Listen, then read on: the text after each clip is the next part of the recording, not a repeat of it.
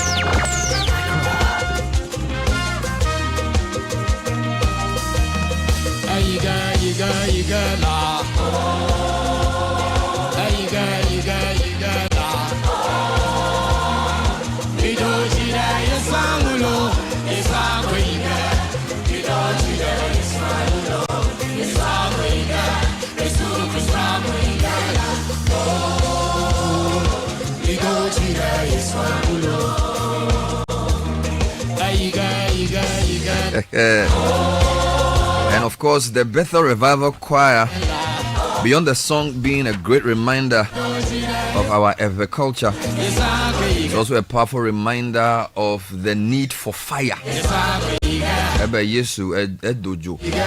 has lit a fire in me. And the thing about this fire is that it will never quench. Now, I like that kind of fire. I don't want to be hot today and cold tomorrow. So there are many things that you can get which will be great for today, but tomorrow will have no consequence. But the song says, the fire is lit in me, it will never go off. It says it will never go out. And nobody can quench it. You are the only one who can quench it. He says his fan is in his hand. He will gather his wheat into the barn, and he will burn his chaff with unquenchable fire. Oh, I want that fire.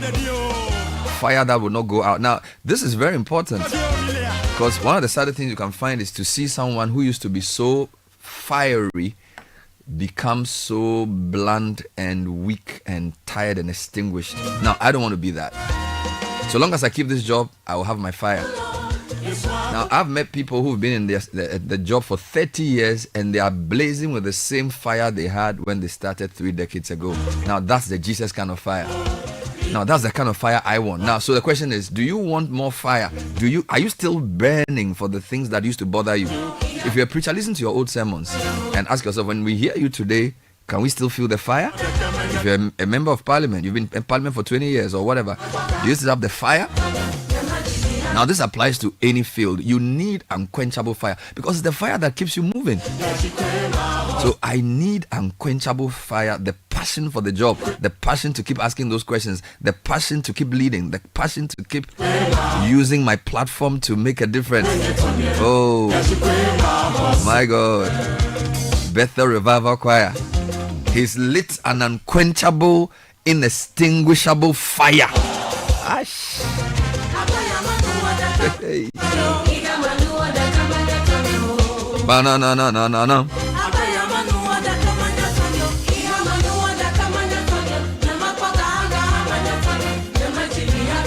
Don't lose your fire. Don't lose your fire. There are fire killers. There are fire extinguishers. Avoid those people. They say, oh, this thing, Charlie, if you start this way, you die. Oh, don't do it like that. Oh, this is not how we did it. Oh. Especially you're a new leader. Maybe they've made you CEO of a company. They'll say, hey, Charlie, we are the MBA, so we are bad. This thing is not like that. Oh, if you do like that, you going to. Charlie, please, don't mind them. Don't mind them. Listen to those who would rather ignite your fire. So, like maybe you're a new minister. Give an example. Maybe you are like a minister for lands, right? Yes. And you're trying to fight galamsey. Yes. You're meeting people. You're doing all the moves. Then someone can say, "Hey, bro, Charlie, this thing, so they do because you know the politics."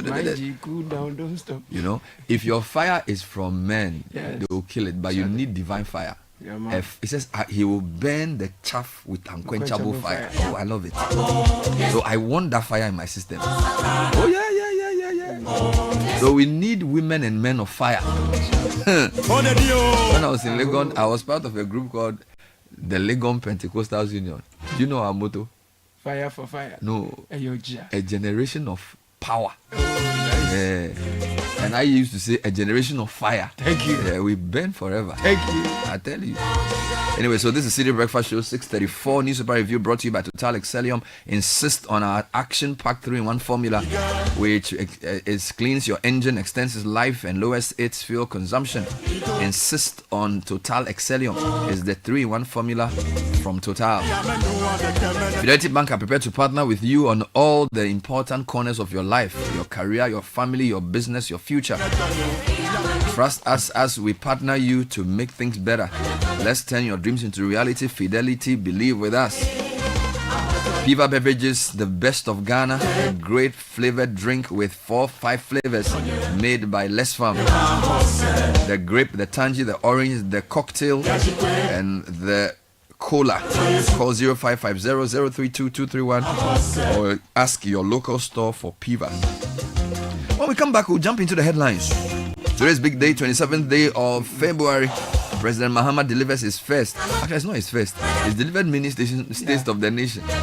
This is probably like his 5th or 6th. I'm not even sure now. First in his second term. He's even in his 3rd term. Technically, you know. He became president July 2012. Yeah. And he finished the unexpired term of Mills. Yeah. Then he did his own first 4 years. Man like Mahama. Too much. No, he's a big man. And today, a spokesperson will be in the studio. Yes, please. Shamima, to come and fire. Oh, Shamima will come to the studio. Since Legon, Shamima has had fire. My goodness. Hey, Shamima. I was listening to her when I was in classes. She even organized a demonstration. Come on. When we were on campus. Come on. Hey, Shamima. Fire, giddy. Fire for fire. Hey, too much. This is the Citi Breakfast Show, the city's biggest conversation.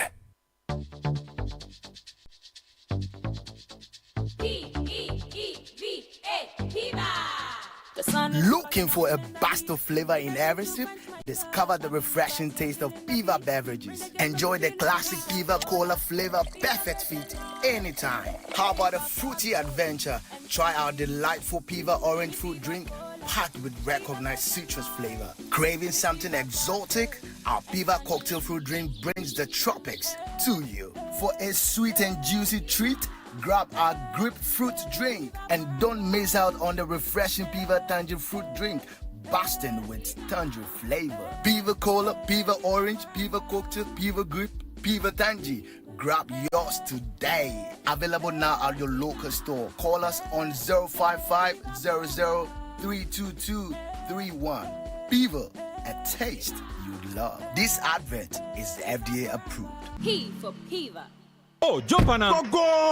Ah, Gugomi, at what time will you come back where I don't hear the sound of your car? Why you buy new car? No, I don't change my car. It be the same ride. It be the fuel way I change. Way one shouts it. Ever since I started using the all-new Excellium Premium Fuel, fortified with 3-in-1 action. Oh, Joe, now my car they run like electric car. No, it's so. This is the type of fuel where they want to. Because now engine they cost. Where they want for way if I buy it, it go protect my engine. And with the small way I buy, I'll go drive, sir. Absolutely. It's like strapping a turbocharger to your engine and giving it a protector. And what they bust my mind, Seth, be the 3-in-1 action, no? Excellium, they prevent up to 99% of deposit. It be anti-wear, some be anti-corrosion. Won't pay when I open there. Hey, so where can I find this magical fuel? Just head over to any Total Energy service station and your car will thank you. Hey, then make a finish my go be fast, then rush go Total Energies. My friend, but why your hand my go be inside? I give you info. Make a feel the go be too small. Go.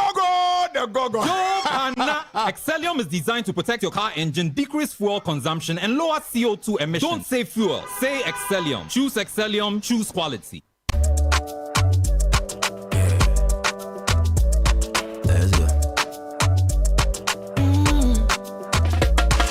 My body, when you wake up in the morning, and you know the money calling.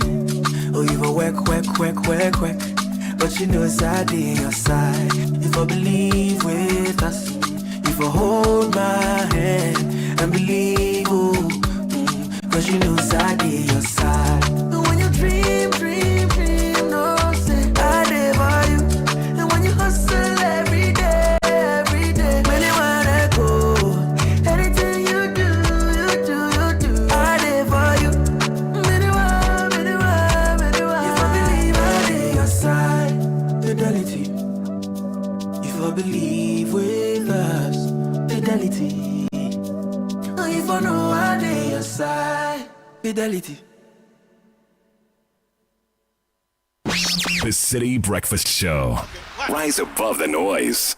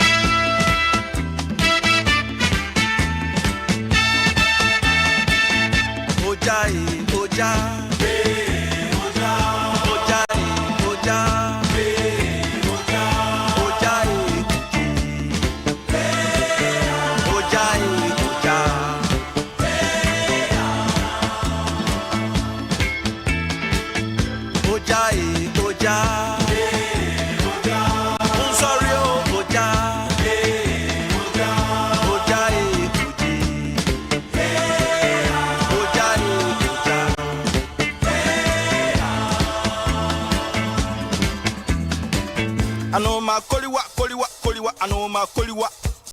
6:40. No, this song will come back. Don't worry. All right, this is the Citi Breakfast Show. I'm here with Caleb Kuda. We have the headlines for you. Yes, let's run straight into them. Bernard, in the meantime, yesterday there was fire in the building. Unfortunately, you had left before. Coconut Grove people brought some fire. Master, concentrate on your work. Okay. Right. Okay, so daily graphic this morning.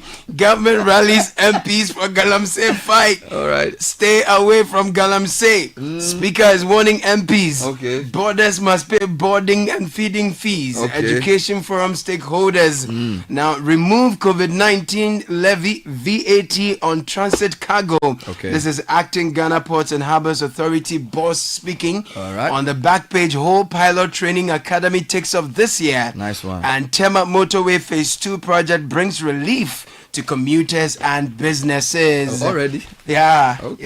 yeah. And Ghanaian Times this morning, at confab on proper small-scale mining. Mining must not be destructive. Okay. This is the Vice President asserting. All right. And Ghana records 44.7 billion Ghana city trade surplus in 2024. Okay. Over 40% health professionals in Ghana unemployed. All right. This is according to research. And do not militarize efforts to stop galamsey.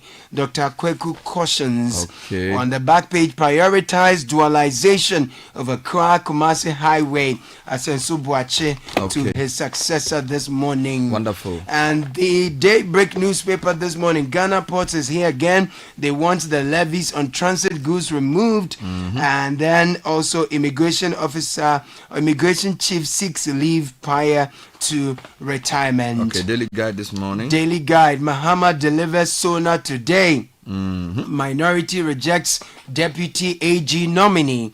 Now, don't sentence Akwitia MP. Supreme Court orders High Court. Okay. Dame warns Dapiamakpo over false claims.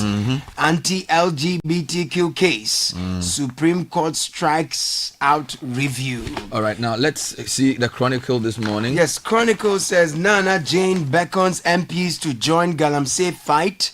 Financing infrastructure must be PPP. That's the way to go. KON is advocating. Supreme Court stays sentencing of Ernest Kumi in contempt case.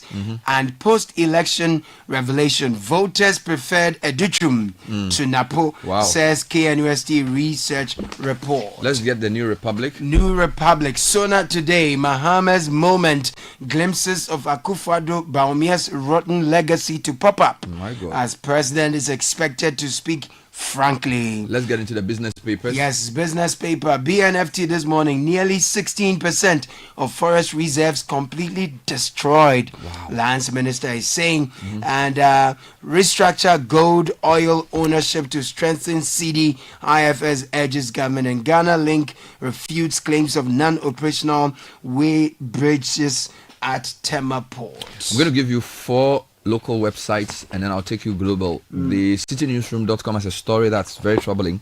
Cement prices surge again as retailers cite import costs. Oh, good. That's a very important one. Now, TUC have outlined the expectations ahead of Mohammed's address. KNUST food security scientists find harmful banned substances in some tomato paste. The key word is some. We'll deal with that. Now, Babin probes MP over Galamsey allegations. Yesterday, Abang Babin said the MP had appeared before him, and if he finds the MP to be involved in Galamsey, he will be in trouble. Meanwhile, the nominee for Deputy Lands Minister says we'll flash out illegal miners from our water bodies. Suleiman Yusuf speaking during his vetting. In other headlines on Channel 1 News now, sensitization is key to boosting local tourism. You see Jaja during his vetting. Majority recommends approval of Seremsai and Suhini. 2 others amid minority boycott.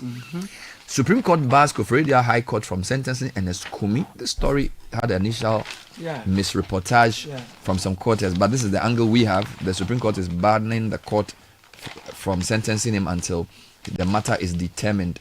Meanwhile, EC said they will review the 2024 election and address outstanding issues on Ablekuma North. Okay. Those stories making the rounds on Citi Newsroom Channel 1. If you go to my Joe Online, they are leading with Mohammed's SONA, and then KNUST food research scientists find harmful banned substance in some tomato paste. Story is also here. And then gas explosion at the University of Ghana's Bush Canteen destroys several stalls. Yes, indeed. Meanwhile, Ghana risks losing port traffic to neighbors over COVID-19 tax. GPHA is warning. I'm sure it's giving a good hint to the Minister of Finance to remove that in his next budget.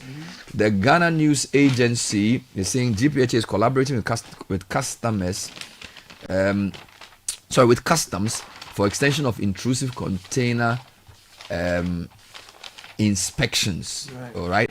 And then Muhammad delivers his first State of the Nation today. Professor Kaufman calls for collaboration to bridge technical skills gap.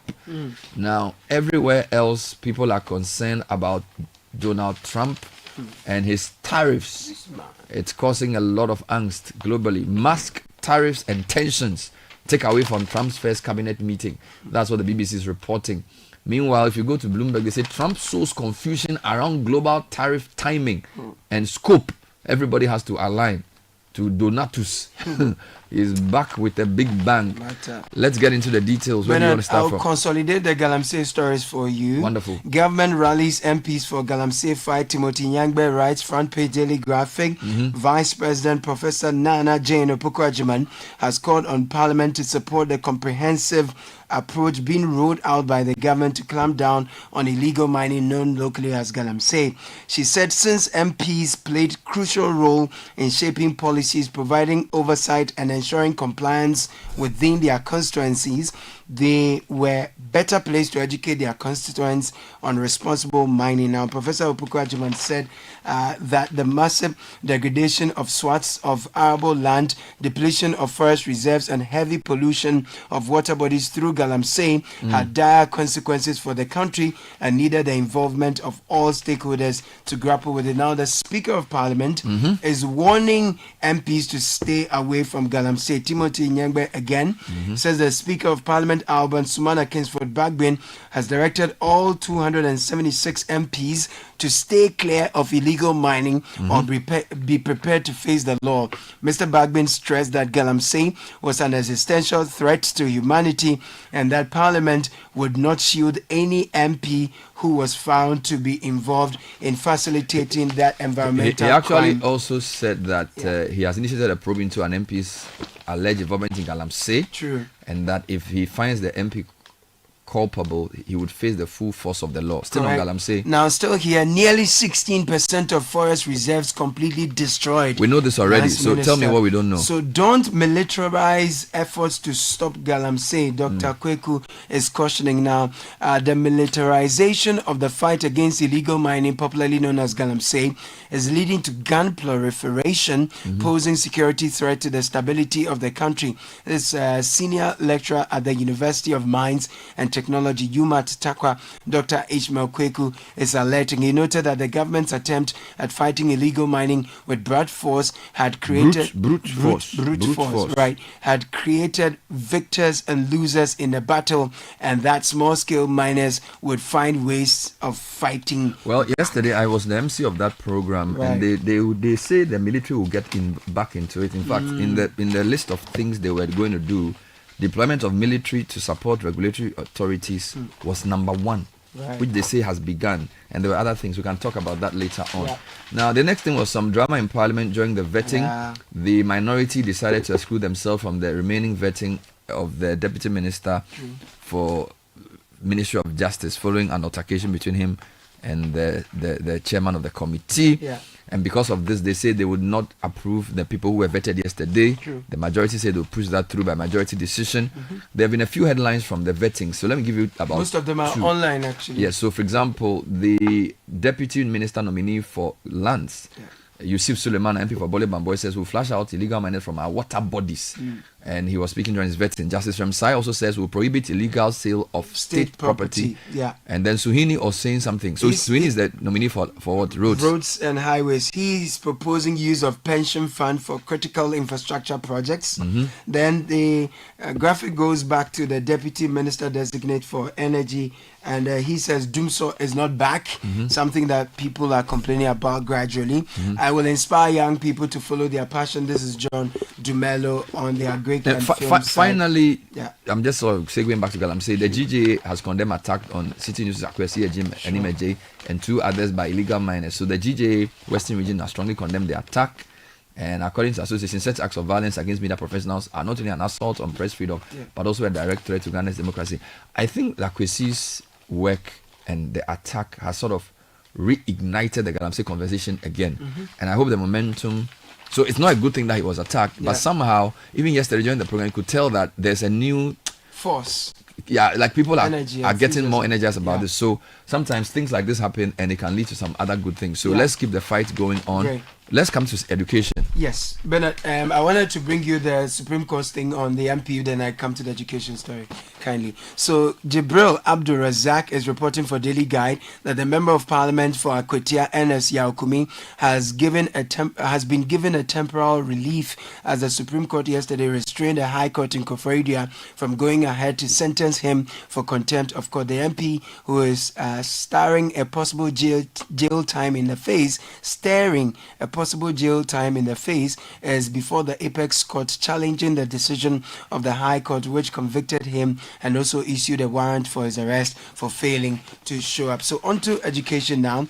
And boarders must pay boarding and feeding fees. Education Forum stakeholders are proposing. Story from Bia Mukusa Ali from Sunyani. Stakeholders in education have proposed a significant change in the country's free senior high school education policy, suggesting that boarding students should be allowed to pay for their boarding and feeding fees. They suggested that only day students should be allowed to attend school for free in order to alleviate some of the financial burdens on the government. Now, the stakeholders also expressed the need for schools, particularly SHS, to venture into farming to raise revenue and support the feeding of students. They also urged the government to make various scholarship schemes functional for particularly tertiary level students to access funds. There was the issue of infrastructural deficits and the issue of incentivizing teachers and the issue of decentralizing recruitment and the use of technology. All that came up. And there was a very interesting story I saw about health professionals being unemployed. Yes, that is. I think it was the Ghanaian Times of the Day graphic. That about 40% of, I think it's in the graphic, 40% of, it's here, Times. Yes. This is center spread. It says over 40% of health professionals in Ghana unemployed. This is quite serious. Now, Cliff Ekufo is reporting that more than 40% of the overall stock of qualified health workers trained in the country remain unemployed. A research has revealed the health professionals include medical doctors, nurses, and other allied health service professionals. Now, this staggering figure was revealed at the Global Health Workforce Program stakeholders meeting in Accra yesterday. Now, this program is a major initiative aimed at strengthening the country's health workforce and health systems. It's also to advance universal health coverage, etc. Now, delivering a report on reflections on the Ghana health labor market, analysis of how the whatever was happening, Dr. Yachum Berima, Technical Officer, Health Training and Human Resource for Health of the WHO Ghana, said one of the challenges accounting for this high number of unemployed professionals was mainly due to lack of fiscal space. She noted that with a chunk of trained professionals being unemployed, the country was likely to face more labor unrest as witnessed intermittently. Now, I'll deal with this story later. Now, I want to go to the port and give you two stories. Great.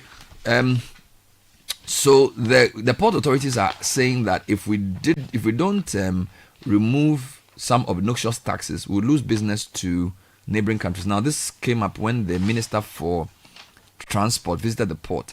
The GPHA is advocating for removal of VAT levies on transit cargo, warning that Ghana could lose its competitive advantage to regional ports in Lomé and Abidjan. According to GPH's Director General, Brigadier General Paul Seydou Tanye Kulono, eliminating these levies would make Ghana's ports more attractive for transit business, as the shipments are not intended for the local market. That's number one. Then I go to GNA, and then they're also talking about the port, where they're saying that the same Brigadier General Paul Tanye Kulono, DG of the GPHA, is asking customs to permit intrusive inspections at inland container depots. He said the intermittent breakdown of scanners at the Meridian Port Service had caused significant backlogs in container processing. He added that as a result, GPHA has had to coordinate with customs to bypass the scanners, permitting them to conduct intrusive inspections at inland container depots. All right. Again, there's so many bottlenecks at our port, which is making Ghana uncompetitive. Now, I'll give you a third one. This has to do with cement prices. Citi Newsroom is reporting that cement prices across Ghana are poised for a sharp increase, with retailers planning to add approximately 9 Ghana cedis per bag. Starting today, February 27. Some retailers have already implemented the new rates. Samalazu, a cement retailer, confirmed the impending price adjustment. Quote, "We have not yet increased the price, but this will take effect starting Thursday. From then on, any customer buying a bag of cement will need to pay 120 cedis. This price hike is essentially because without it, we won't be able to restock. If you don't have that amount, you won't be able to buy cement in Tema or anywhere else in the country." Now, he elaborated on the dependency on imported materials. Here's the reason. Since most materials used in cement production are imported, any increase in cost from the source directly impacts the final product. Another retailer also spoke about it. Now, the Ghana Chamber of Construction Industry urged government to intervene and stabilize the situation before it was. Remember, former Minister K.T. Amon tried to regulate cement prices, and some people took issue with him. I think we probably should have allowed him to finish what he was doing there. Now we have new cement prices to deal with. All right. But let's do some politics. Voters preferred Educhum to Napo. Max Olofori is writing for the Chronicle that a survey conducted ahead of the December 2024 elections revealed that former Education Minister Dr. Yao Osei Educhum was the preferred choice for the running mate position for the presidential candidate of the New Patriotic Party. Now, according to the research, the data on the ideal running mate for Dr. Baumia showed that 53.14% of respondents considered Dr. Educhum as the best choice. The former Energy Minister, Dr. Matthew Opoku Prempeh, is the second most popular option, garnering 32. When was the survey done? So it says that Brian Echampo, the research was led by Professor Samuel Eduje Mfi with the history. Okay, when was this done? 15-page. All right. Because I'm asking this because you give me the details later. Because you see, the National Security released a report before the election in a story that Daily Guide published, claiming that the energy minister was the overwhelming favorite of the delegates. So unless they were serving a different group, because that survey was what sort of endorsed the Napo choice when some people were saying Educhum was better. Now this survey is giving us a completely different view. So I'm not know whether this is after the fact or at the same time, and why are they releasing it now? Professor Samuel Educhum is the man who led this research. We'll find out more. Now, Mahama's moment, president to deliver critical SONA address on Akufo-Addo's economic legacy. This is the New Republic. President John Dramani Mahama is scheduled to deliver his inaugural State of the Nation address in Parliament today. It's a constitutional obligation. It's anticipated to be on themes that include the economic situations inherited from the Akufo-Addo and strategy to revitalize the economy. And Bernard, as you said, the government spokesperson will be in the studio this morning to speak to that and others. Thank you very much, Caleb. That was the newspaper review. Coming up next is the City Business News. Join the conversation on the Citi Breakfast Show on Facebook at facebook.com/Citi97.3, Twitter at twitter.com/Citi973, and Instagram at instagram.com/Citi973 with the hashtag CityCBS. This is the Citi Breakfast Show, the city's biggest conversation. It's a minute to 7. City Business News coming up shortly. So many big stories with Nashika Caesar, brought to you by MTN. Get ready for a game changer. If you're an SME, we're introducing the Yellow Biz, our multi-service bundle with everything you need for smarter business solutions. It's an all-in-one package of 10 gig free data, Microsoft 365, genuine Microsoft applications, Webways, a customized business website for your business, and Unicom service, a unified business communication solution for your virtual call center. You can call 100 or 0244308111 or email mtnbusiness.gh@mtn.com for more information. Terms and conditions apply. And don't be scammed. This festive season, fraud activities are on the rise. Summers continue to target customers of various banks through phone calls, text messages, and emails to get you to divulge essential information. Please don't share your password, your PIN, your OTP, or your card information with any person, whether remotely or face-to-face. Bank account details can only be updated at an EcoBank branch. You can also use the app, the EcoBank mobile app, which you can upgrade on the App Store or the Play Store. For more information, call 0800 003 225.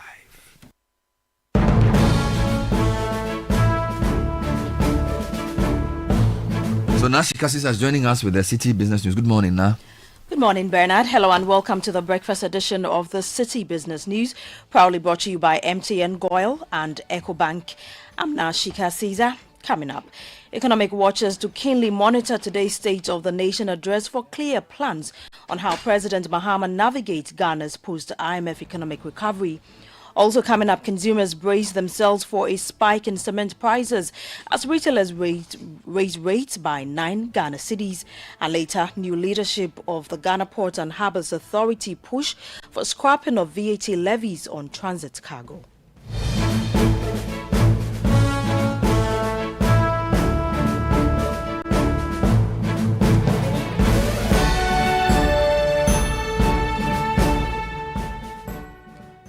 We We settle for the details of our stories now. Economists are anticipating President John Dramani Mahama's first State of the Nation address today as they look for clear plans on how his administration will navigate Ghana's post-IMF economic recovery. With the country still under an IMF-supported program, analysts are keen to hear how the president intends to steer the economy back on track while maintaining fiscal discipline. Citi Business News' Daniel Sakiti has more in the following report. In his final State of the Nation address, former President Akufo-Addo insisted that he left behind a robust and stable economy. He highlighted key achievements, including an increase in Ghana's gross international reserves from $6.2 billion in 2017 to nearly $8 billion by the end of 2024 as proof of prudent economic management. Mr. Speaker, the country is not broke.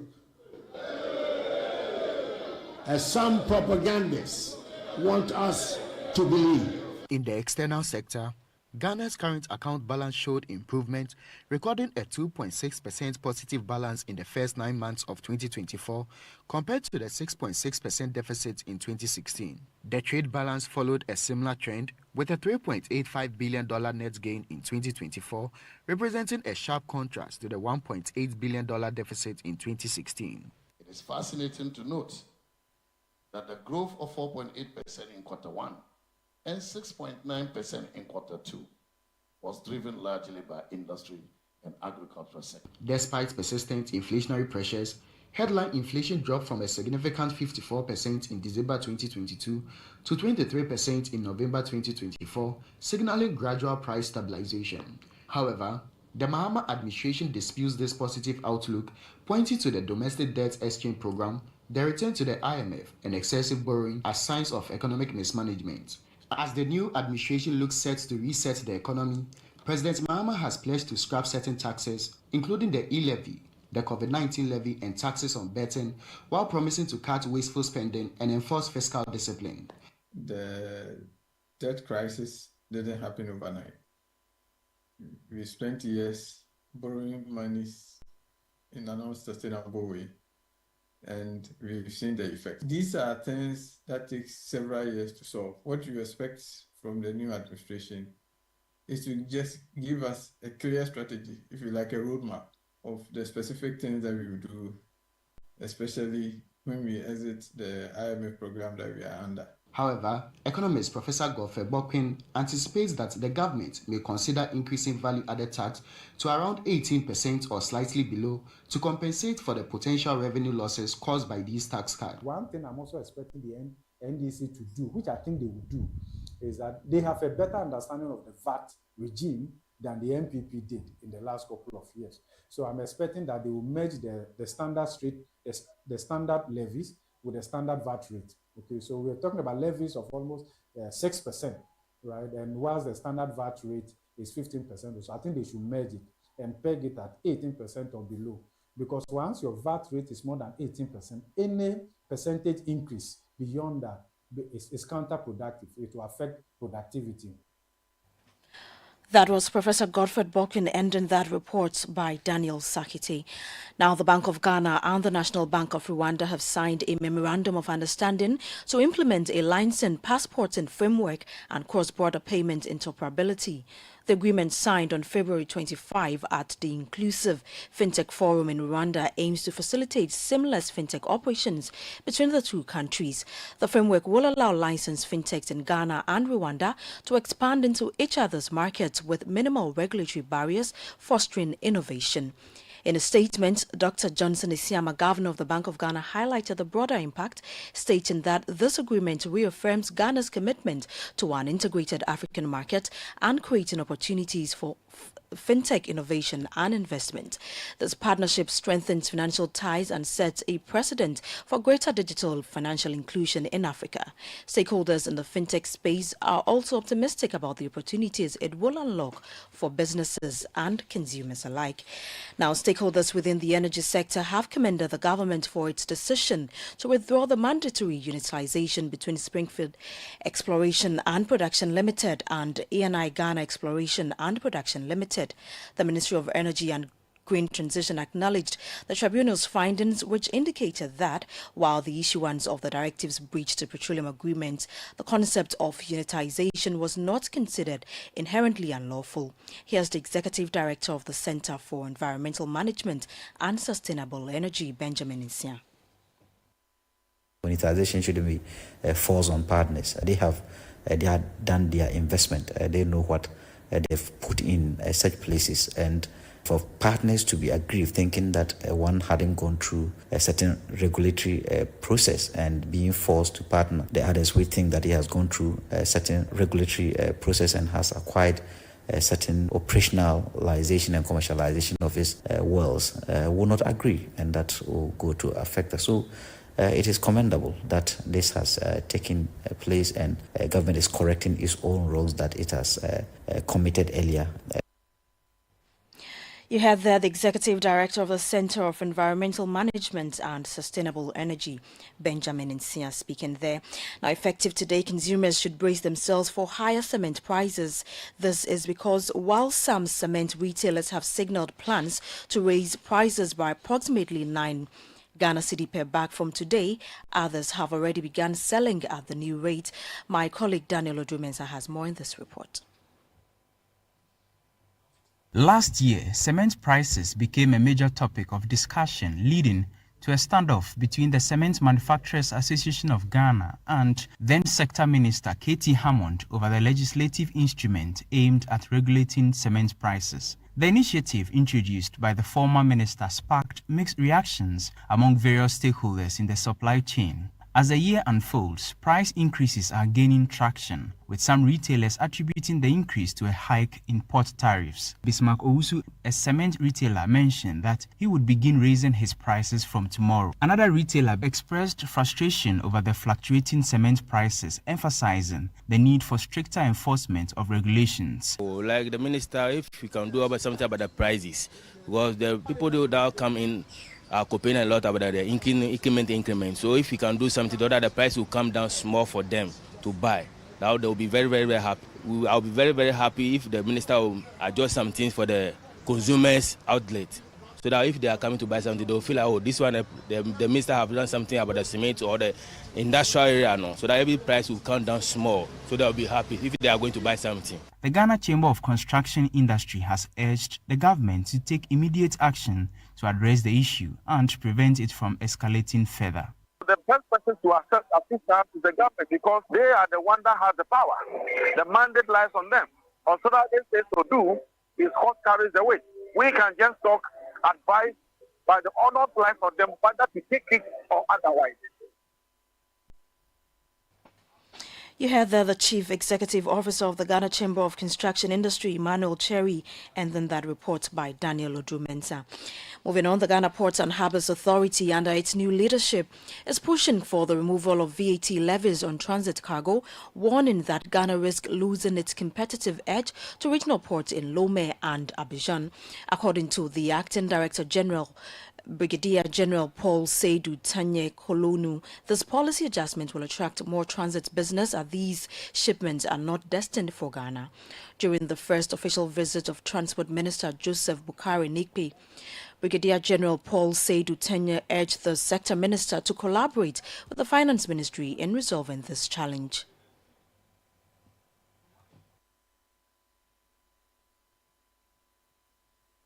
We also have problems with COVID-19 and VAT levies on transit cargo.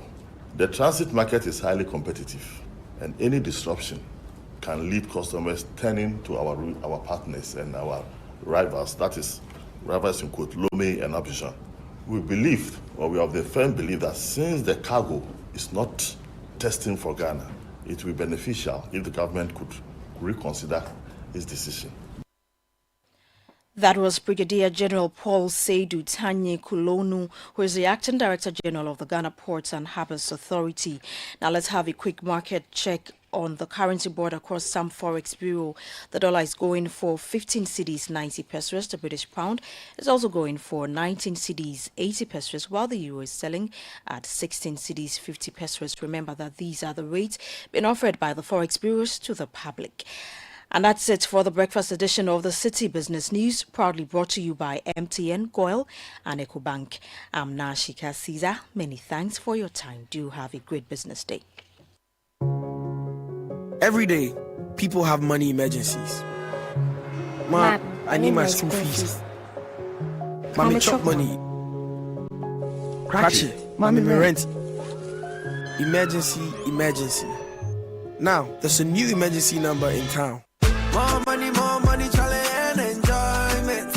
At the top life we got. Dial star 770 hash for money emergencies and chop life. For emergency access to your bank accounts, transfers, utility payments, loans, and more, dial star 770 hash. Bank on the go even without data with EcoBank's short code for digital banking. EcoBank, the Pan-African Bank.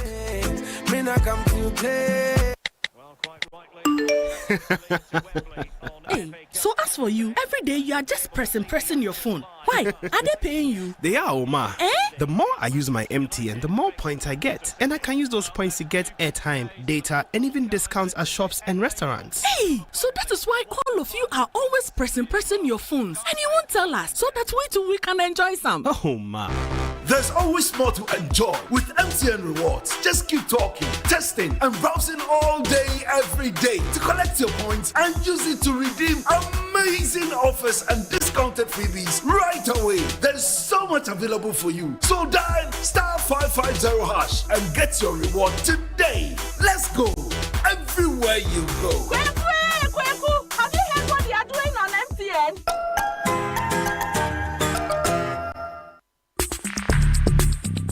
Join the conversation on the Citi Breakfast Show on Facebook at facebook.com/Citi97.3, Twitter at twitter.com/Citi973, and Instagram at instagram.com/Citi973 with the hashtag CityCBS. This is the Citi Breakfast Show, the city's biggest conversation. Pull up. Selecta pull up. Yo, if you come my say, come go fiki nata. High grade family, West Side legacy. Team Boof, it's Dr. Ray on the beat. Lada Mercy, make it time feel like fan base. We come back it up, lock it up, that can't take this. You don't know. Dada bless we. Yeah, don't know. From planning date nights to making your kids happy with the latest toys and ice cream. They're little things, but they make all the difference in creating lasting memories. A good time start a Shell where you can fill up on more than just fuel. You can fill up on love, laughter, sumptuous bites, and treats from our partner vendors. Juicy chicken, filling burgers, snacks, a space just to unwind. Trust me, you will find it all at Shell. While you're enjoying yourself with your family and friends, your car can also get the love it deserves at the Shell service station and wash bay. It's one roof for everything. Visit Shell today and you will go well.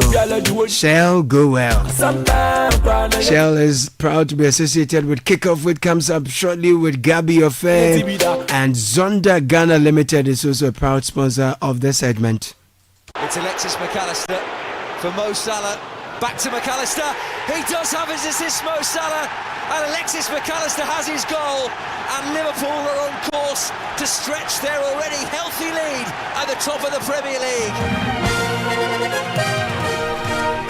Making way for Gabi Ofe to serve you with Kickoff. Good morning, Gabi. Good morning, Melito Ofe. Thank you, bro. How you doing? I'm good. Great stuff. Good to see you. Likewise. And yes, they stretched the lead to 13 points at the top of the table. After that 2-0 victory over Newcastle United, as close as pursuers. Arsenal played out a goalless stalemate at Nottingham Forest. Really good games from last night.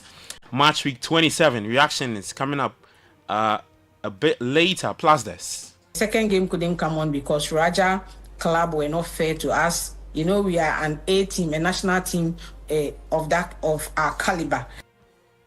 All right, so that's some explanation to the Black Queens' scrapped friendly against Raja Casablanca in Morocco this morning, and not some other updates coming up shortly. I am Gabi Ofen. We are riding on Zonda GH and Shell. go well.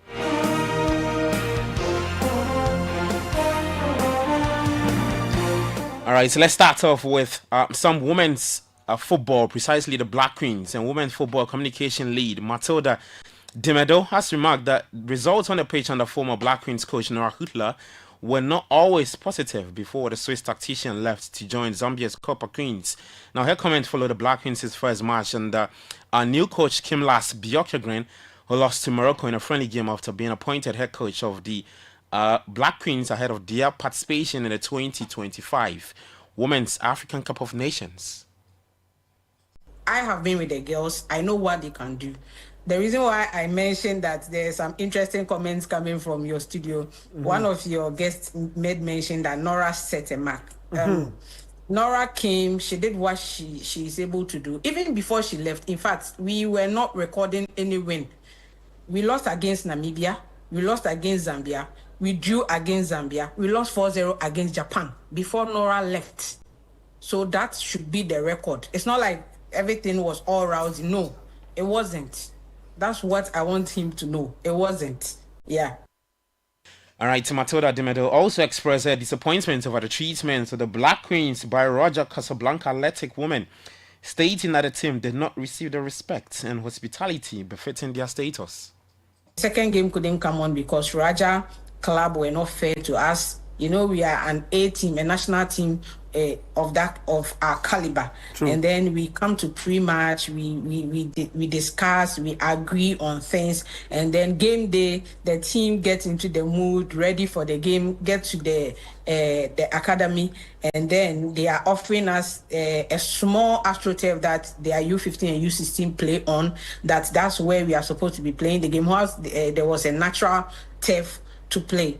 And then, you know, our technical team came together and were like, these girls are professional players. We are preparing towards a major tournament, and you want them to go and play on an AstroTurf at this time. It was going to go against them. We were preventing injuries. We were making sure we have all the girls fit for the task ahead. All right, so that's Matilda Dimedo speaking to Bernard Avle on football made in Ghana on Channel 1 TV yesterday. Well, the Queens are scheduled to take on Senegal in the next international FIFA window as part of preparations for the upcoming WAFCON in Morocco. The Black Queens will also take on Egypt in the second round of qualifiers for the 2026 Women's African Cup of Nations, and the team is aiming to secure back-to-back appearances in the continental tournament with a 2-leg tie against Egypt later this year. Now let's get to the Ghana Premier League, and some big news is that the league will bounce back on the weekend of Friday, March 7 to March 10, that's match day 23, and this resumption is contingent upon ongoing safety and security inspections of all venues conductedly joined by the GFA and the Ministry of Sports and Recreation. Now, reacting to that news is Dream Services Abdul Karim Zito on what must be done right in regards to the deployment of security personnel at match venues. I think this is my little suggestion, and then I know the police people are doing very well, but if they will add some few soldiers for the meantime, it will be better. This is about law. The law doesn't give you the opportunity to kill or to even wound somebody. So to me, I feel the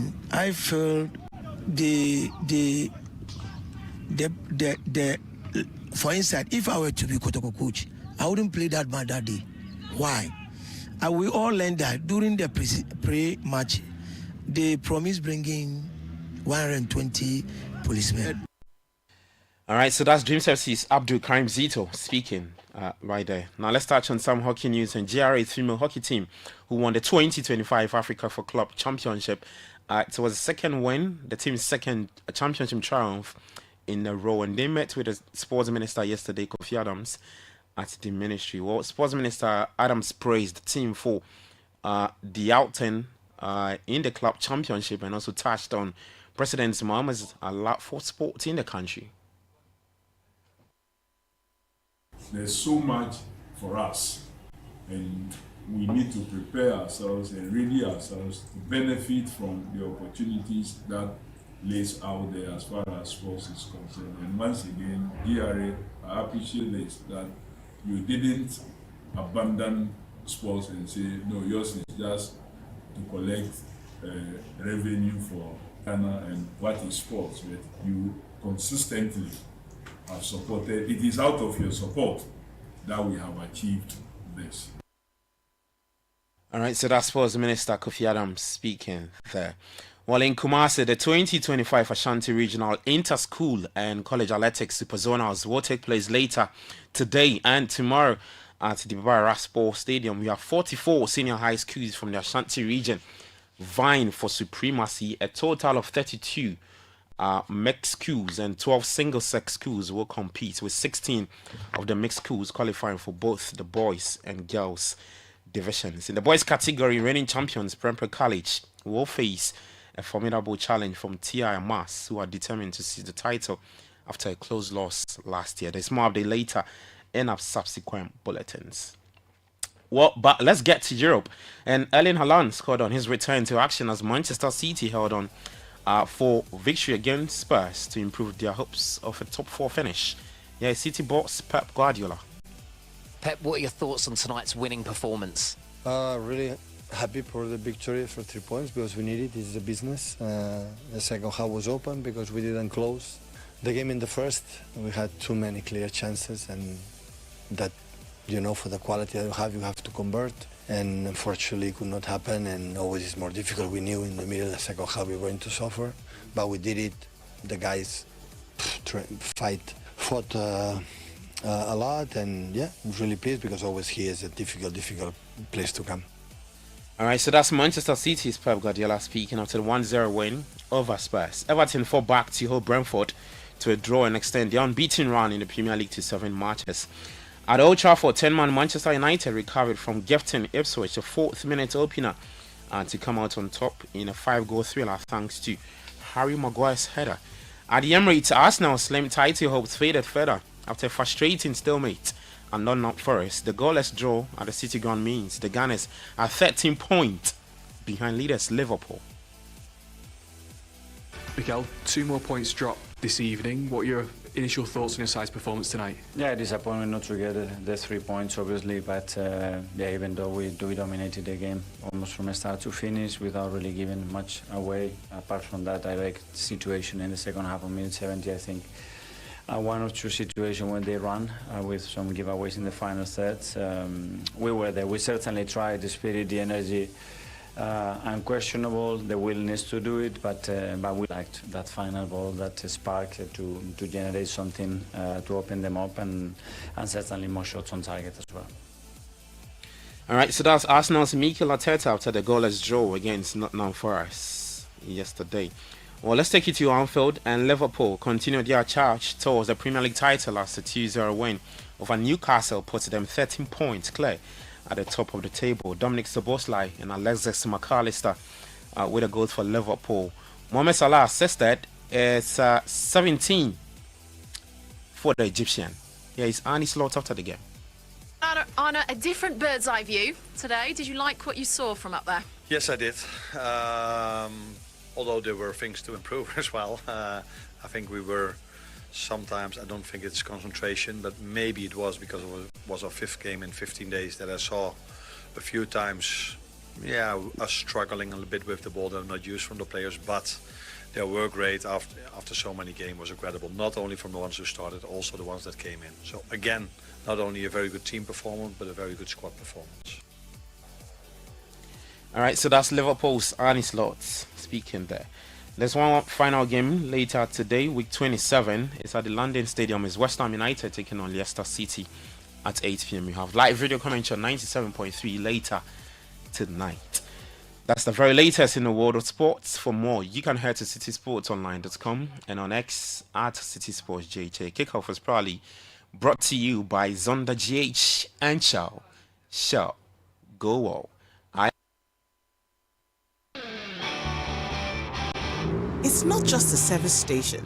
It's a place you get more for every visit. It's not just a place to fill your tank. It's a place to fulfill your cravings. From chicken to chocolate, caramel or the tasty latte. It's not just a place to service your car. it's the perfect place to wash your ride. It's a place where convenience, love, friendship, joy, and laughter assemble. Because it all starts at Shell.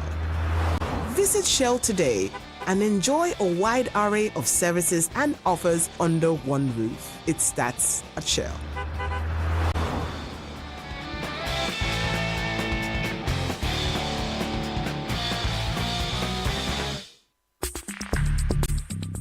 Join the conversation on the Citi Breakfast Show on Facebook at facebook.com/Citi97.3, Twitter at twitter.com/Citi973, and Instagram at instagram.com/Citi973 with the hashtag CitiCBS.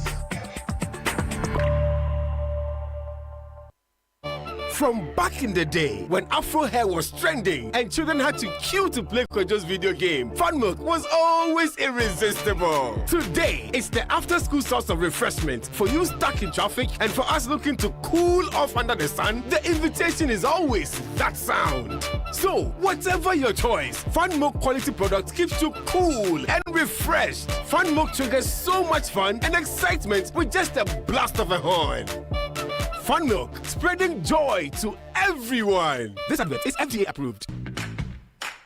What's your dream this year? To pull up in a brand new 4-wheel ride? Or you want to travel? Where? Sentosa Island in Singapore? Or Desert Safari in Dubai?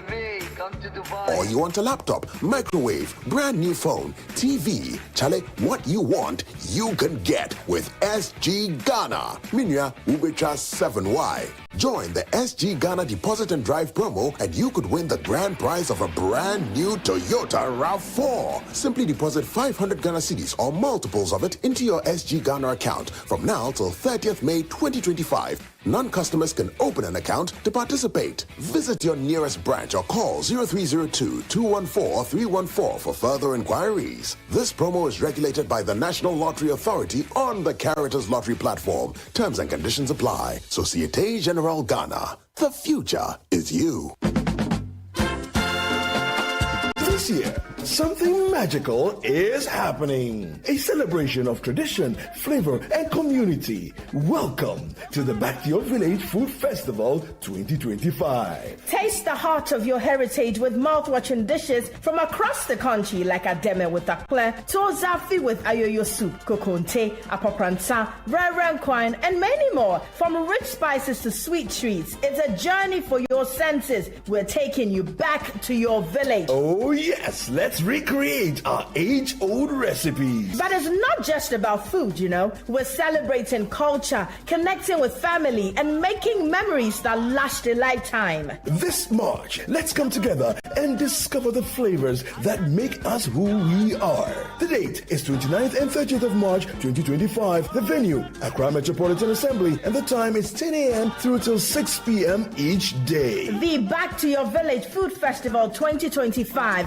where food, fun, and tradition meet. See you there. Interested vendors should call 0558-973-973 or 0205-973-973 to register. The Back to Your Village Food Festival 2025 is powered by Channel 1 TV with support from 97.3 Citi FM and is proudly sponsored by Gino.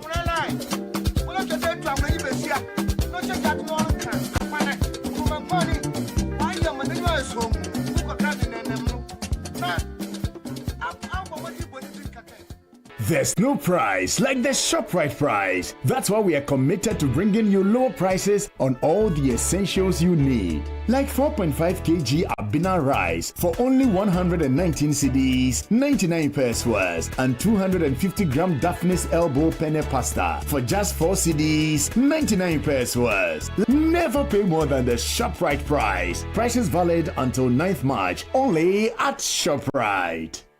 This March, we invite you to splash in the pool of cultural expression and soak yourself in a celebration of indigenous authenticity in our Heritage Month. Join us for the Heritage Month launch on Friday, February 28th as we kick off a month of unforgettable experiences. Pack your bags for the Heritage Caravan, a week-long adventure across Ghana from March the 2nd to the 9th. It's an opportunity to see Ghana in a more beautiful, and the people, the connection, incredible. Discover the beauty and history of our land. Savor the flavors at the Back to Your Village Food Festival, a culinary extravaganza on March the 29th and 30th. The millet tozafi, the corn tozafi, we have the tubani, we have the wache, we have the dawadawa jollof rice. We also serve the local northern beverages. That's pito and zonko. Taste the essence of Ghana. The first one I was here, the second one I was here, the third one I was here, this one and the fourth one. And it's now not just a bazaar, it's a festival now. And I'm so excited because this is what we should be doing. Tune in to the Heritage On Air series on 97.3 Citi FM and Channel 1 TV each week. Owusu is a general account name.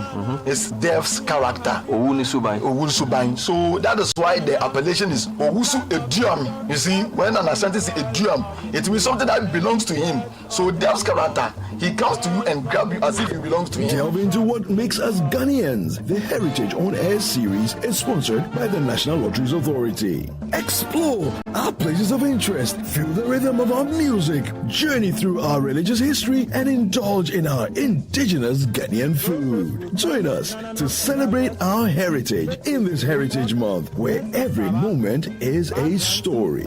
Only on Channel 1 TV and 97.3 Citi FM. Toils of the brave and the sweat of their labors, toils of the brave which have brought results. Did you know that worms take away nutrients from the food you eat? Just listen to them. Brothers, yesterday the food nice, huh? Oh yeah, the trouble woman there, she did try wa. Charlie, something come on, eat food. It did taste like banana. Make a taste some. Make me try a taste, make a taste. Hey, something is doing me. Something is doing me too. Oh, it be Vermox. Vermox banana flavored dewormer is available in both suspension and tablet and is suitable for children and adults. It's good for you, bad for worms. Not recommended for children under 2 years and pregnant women. This advert is FDA approved.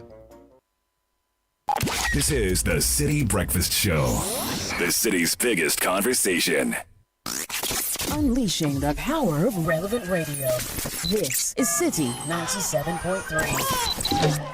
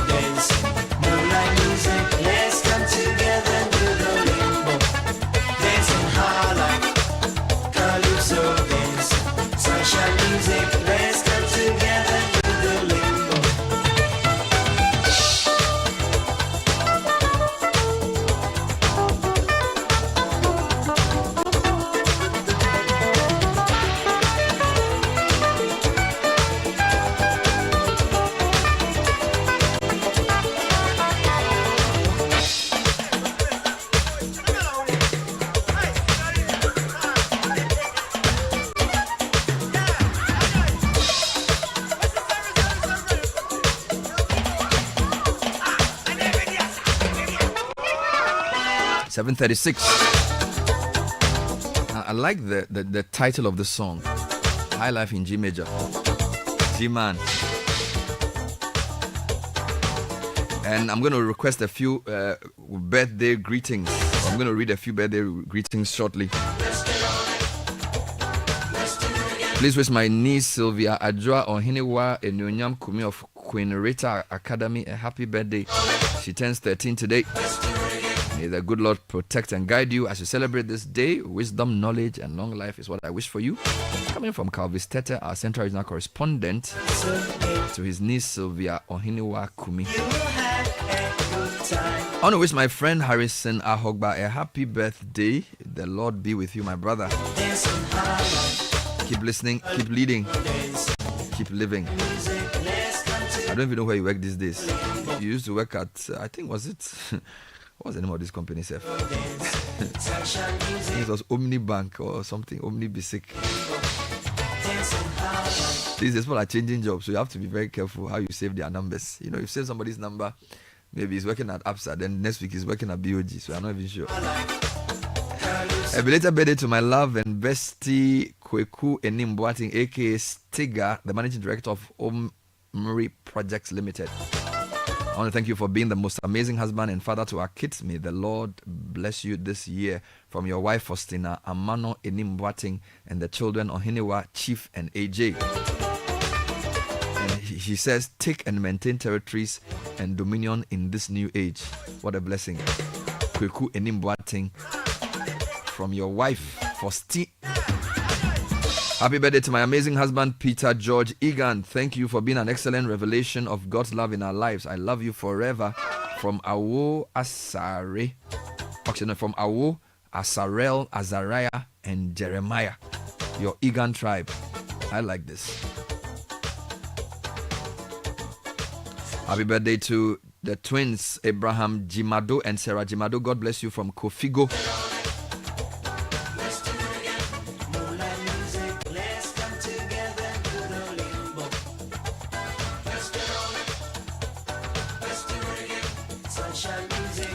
So many things to talk about this morning. My guest for the first hour, Shamima Muslim, will be discussing the State of the Nation address. We'll be looking at the celebrations leading up to our Independence Day, the theme they've chosen, the 28th February commemorations, the conversations around all of those things.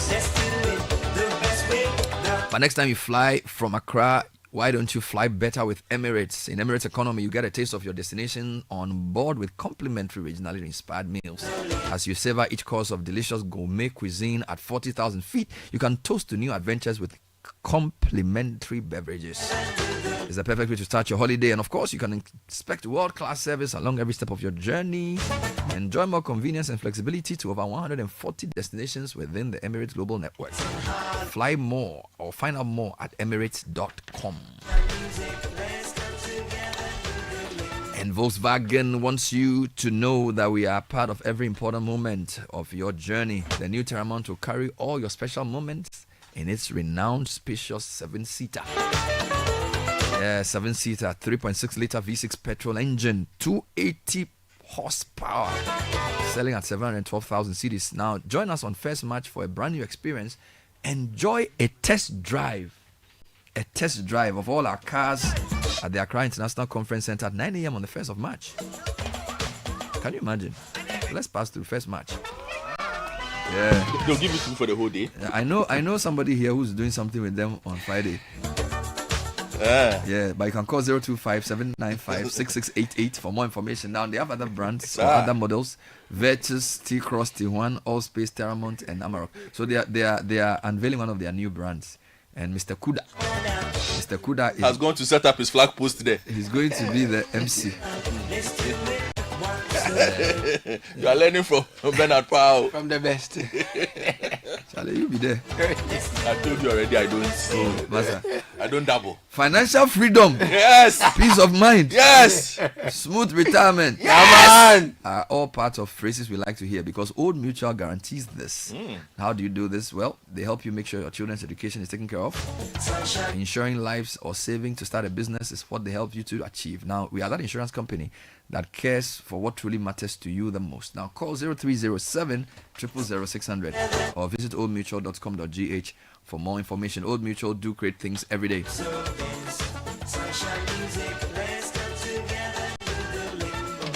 And the future of energy is here, and it's more affordable than ever. Translight Solar, your trusted brand in solar solutions for the past 10 years, is making it easier for you to own a reliable solar system. With our flexible payment program starting at 49,000 cedis, you can now power your home or business by paying just 30% upfront and spreading the rest over a 12 to 24-month period. Yes, it's that simple. Buy solar now and pay as low as 1,650 cedis every month.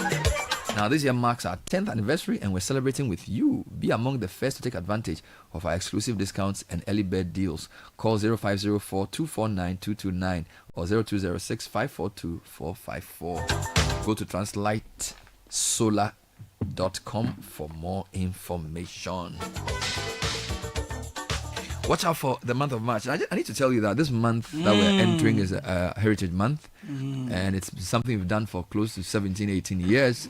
3 key things to watch out for. Yes. Heritage Caravan begins on Sunday. We're traveling through the country in 8 days. Now, there's a book we used to read when we were young, Around the World in 80 Days by Jules Verne. This is Around the Country in 8 Days by Channel 1 and Citi TV. Around the World in 80 Days. So this is Around the Country in 8 days. Then every day on air we have a very, very important conversation. We call it our On Air series. In week 1, I'll be speaking to Kweku Dakwankra on people of historical significance who have been missed by our regular history. Right. So there are some people from various parts of Ghana who've done great work, whose names have not been recorded in our history books that regularly. Wow. We'll deal with that. Then we'll also deal with some interesting histories. We'll talk about the history of some religious institutions. Okay. That segment will be hosted by Samens. Then we have a segment on music of Ghanaian origin that Frema will host. Right. Then there's a segment on food. Right. There's the band. That will be hosted by Adjoa Tinkrama. So we are discussing people of national importance, faith-based institutions, food and music. All of that on air. Then on the 29th and 30th, we bring you one of my favorite programs. Now, that's the program where we I don't know how to put it. I've had people criticize the show to say there are important national issues and we're talking about food. And I take it in my stride because I feel like it's not a problem. At all. But food is one of the most important discussions you can have. What people fail to realize is that when we do the Back to Your Village Food Festival, we are doing at least 3 things. We are obviously promoting good nutrition because I still believe that a lot of the local foods we cook are much healthier than the imported processed foods. So if you go to your hometown and they cook, they approve the cocoyam fresh, they take the leaves, they do contumbre. Yes, please. It's correct. So we promote good nutrition in the month by promoting our local foods and drinks. Sure. So that's number 1. Number 2, we are stimulating demand. Okay, so a lot of people don't make the connection between what we spend our money on and what happens in the economy. So it's like, somebody's going to read a budget on 11th and they discuss big numbers. If every day you go and buy fresh chicken, which is grown here, fed here, and that's what you spend your money buying, as against buying imported frozen chicken, you are making an economic decision that can influence a whole sector. Sure. So when we talk about food and we make a lot of noise about food, it's not like we don't have anything to talk about or people want us to discuss their favorite political subject. They don't make the connection that one of the things media does for industries is to generate demand. Sure. I'll tell you something before I come to your main topic.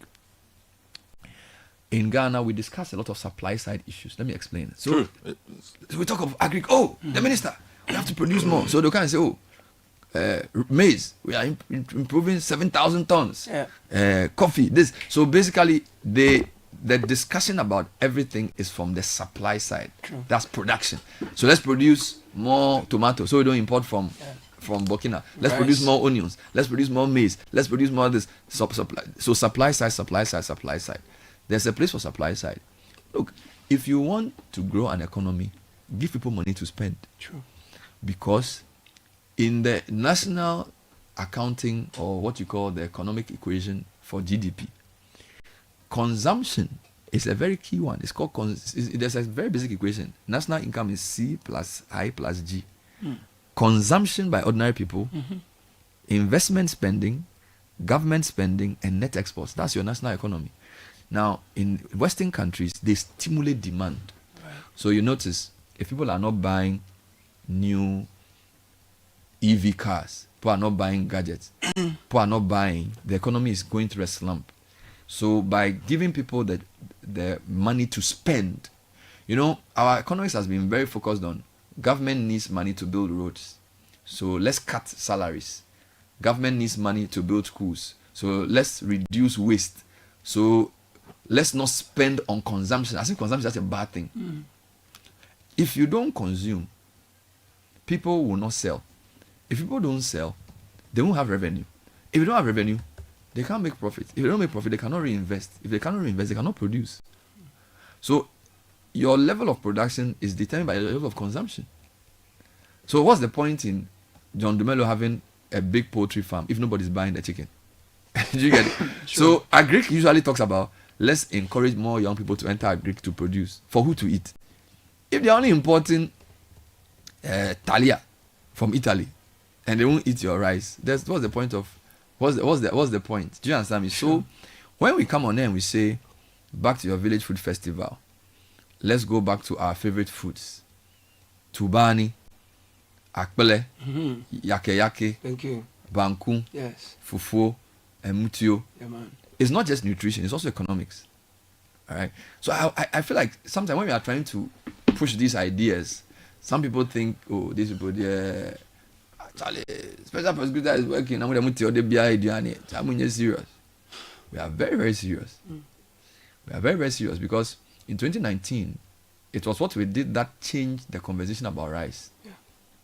All right. So I just want to say that let's not see things just from the way they are apparently. Let's see things from a much deeper place, because there's a lot of work we need to do as a country. If people will spend more money buying things we make here. True. See, yesterday we were told that 80% of Ghanaians are in the small scale sector, yet it only contributes 30-something% to our GDP. If we decide that we'll buy things made by SMEs alone, buy their shoes, buy their clothes, buy their belts, buy the dresses they sew, buy the food they eat, furniture, the food they produce, they will make more money. If government will say we'll source some of our big furniture from local carpenters, boost their production capacity, they can improve. As against importing furniture from Turkey or China. Do you see where I'm going? Sure. So I just want people to know that we have agency, and we shouldn't let, because the media in Ghana is very supply side driven. So take BNFT or City Business News. Every day they're talking about production. We have to stimulate demand. Stimulating demand means sometimes give people money to spend. So Minister of Finance, don't just come and do supply side economics. If you increase teacher's salary, increase doctor's salary, if people have more money and they spend it, let me give a very good example before you come to. So let's assume you are building a road. Construction is a very good sector because there's a big value chain in construction. True. A huge contractor, he may have 25 guys working with him, another 200 who are part-time. When they go to that construction site, the bean seller is there, the rice seller is there, they're also making money. So as you build the road, you are paying workers. You are not just using machines, so you're using heavy budget, but you're also using labor. True. The workers are eating. So people come and buy Yokagari, they come and buy Kinke, and they come for 25 days because they are building. So long term motorway now, when the construction workers are there, maybe they feed them, but maybe they also buy food from the roadside. Okay, so there's a way in which when you do your economics, you must think about the multiplier effect of what you do. Do you understand what I'm saying? So when a media house comes and says, buy local rice, eat gobe, eat omuto. Yeah. It's economics. It's not jokes. It is. It's not jokes. It's very serious economics. So because we've been mistrained in economics, we think if we don't bring a graph and come and use the word macroeconomic rigidity, we are not talking economics. Look, schools are economic centers. Last week they said they are doing Made in Ghana week, so all parents should buy Made in Ghana clothes. Next week they are doing career day. You go and buy clothes made of career. Next week they are doing maths week. All the things that they are doing is forcing you to buy something that somebody is making. You see how it works? Sure. So I just want us to, and our decisions as Ghanaians is very crucial to the overall success of the economy. If people don't spend, most of the companies that are producing in Tema will not have anything to do. If people are not buying, they are not sewing new clothes. So right now I'm wearing African Beautiful print. batik, yeah. ATL, GTP, and all these people. If I'm not buying the material from them, why are they in the factory? So if I'm not changing, now I've changed my dress. Juma has sewn something for me next week. Yeah. So I'm changing my garment. Maybe I'll give the old one to somebody who needs it. True. Juma gets business. Yeah. ATL gets business. They can pay the staff. You see how it works? So it's not about just government giving this. So our economic decisions affect things. So and we have to be very conscious and deliberate. It does. Now when you enter a shop, what will you eat? I will say if I'm going to buy papaya, I hope they are sourcing their poultry from some local farmer who's also making some money. Now I know farmers who say now they supply chicken to KFC. It's important. So even if you go and eat KFC, there are some farmers in Doma who are benefiting. That's the way it works. Because the farmer may not be able to set up a shop. KFC has the franchise, but at least he's sourcing some of his chicken from some poultry farmer in Doma. Do you get my point? Completely. It's economics. Completely. So let's be wise. Let's not be foolish. Let's be awake to the reality of our own economic destiny. This is why we are here. And let's in the media also explain to people that your choices, your spending decisions are very consequential to the national economy. So let's not be flippant about food. So Samens will come tomorrow. Achomo, Zumkum. He's a very serious man. Don't think that he's a fool can't sit here talking about food as he has nothing to discuss. In fact, one of the reasons why you're angry with the economy is that people are not selling and people are not buying. Yeah. And there's corruption. That makes it worse. So we don't use media airtime to always discuss just politics. You must discuss behavior. Sure. Yesterday, somebody sent me a message. They've started a road at a place called Israel to Aplaku. The road is not more than 2 weeks old. People are food sellers are pouring water on the road. Why? Why shouldn't I discuss that? Why should I bring road minister to talk about building new roads when the road that they've built, you are pounding fufu near the road and you are pouring the wastewater on the road? Why shouldn't I discuss it? Or that one is not an issue? Or people decide to take the law into their own hands and basically misbehave because they are doing a marriage ceremony and destroy public property. Why shouldn't I discuss that? The social fabric is as important as the infrastructure. And we need to, I'm not going to be subjected to any bullying by anybody. We are very clear what needs to happen in the country. There's a software reset that is needed. Mindsets must change. I'm telling you. Behavior.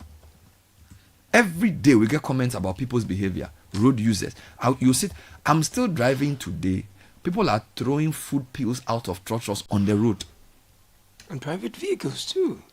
Now, this type of behavior, should I call the Great Accra Regional Minister and ask her why somebody is throwing rubbish on there?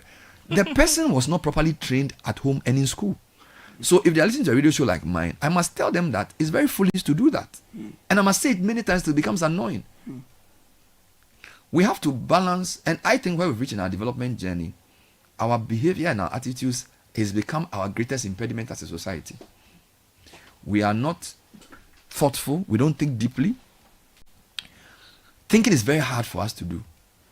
We don't want to read. We just want to forward senseless things.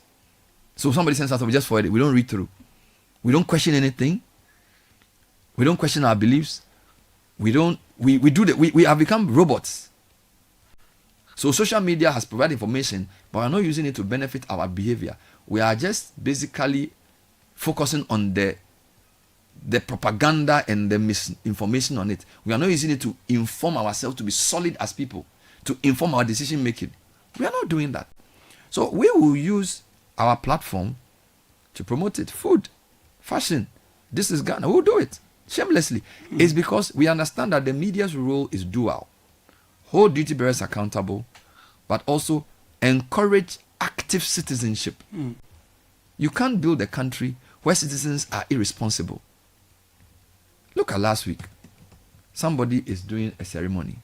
You are just firing a musket. You've killed a person. People are doing an outdoor. They just block a road. Somebody puts a mic somewhere. It just disturbs public property.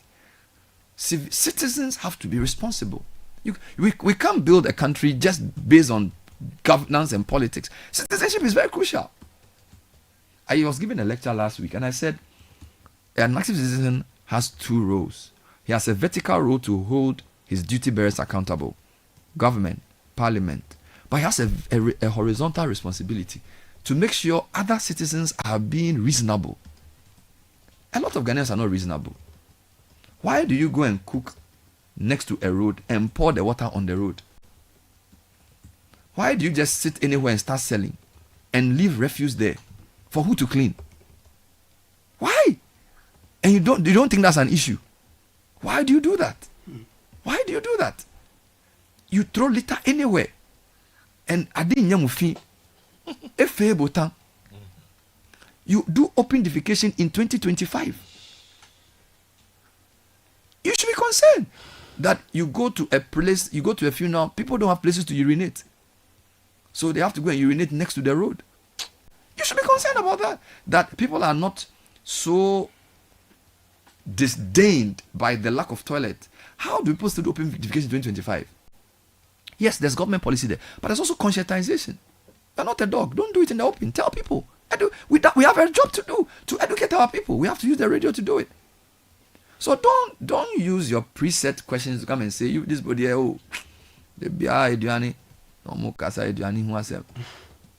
I pity you.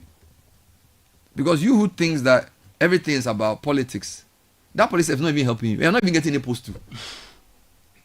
The things that will change your life are closer to you than you think. I'm telling you. Planting trees, cutting trees. You go to an area, there's no shade. Basic little things.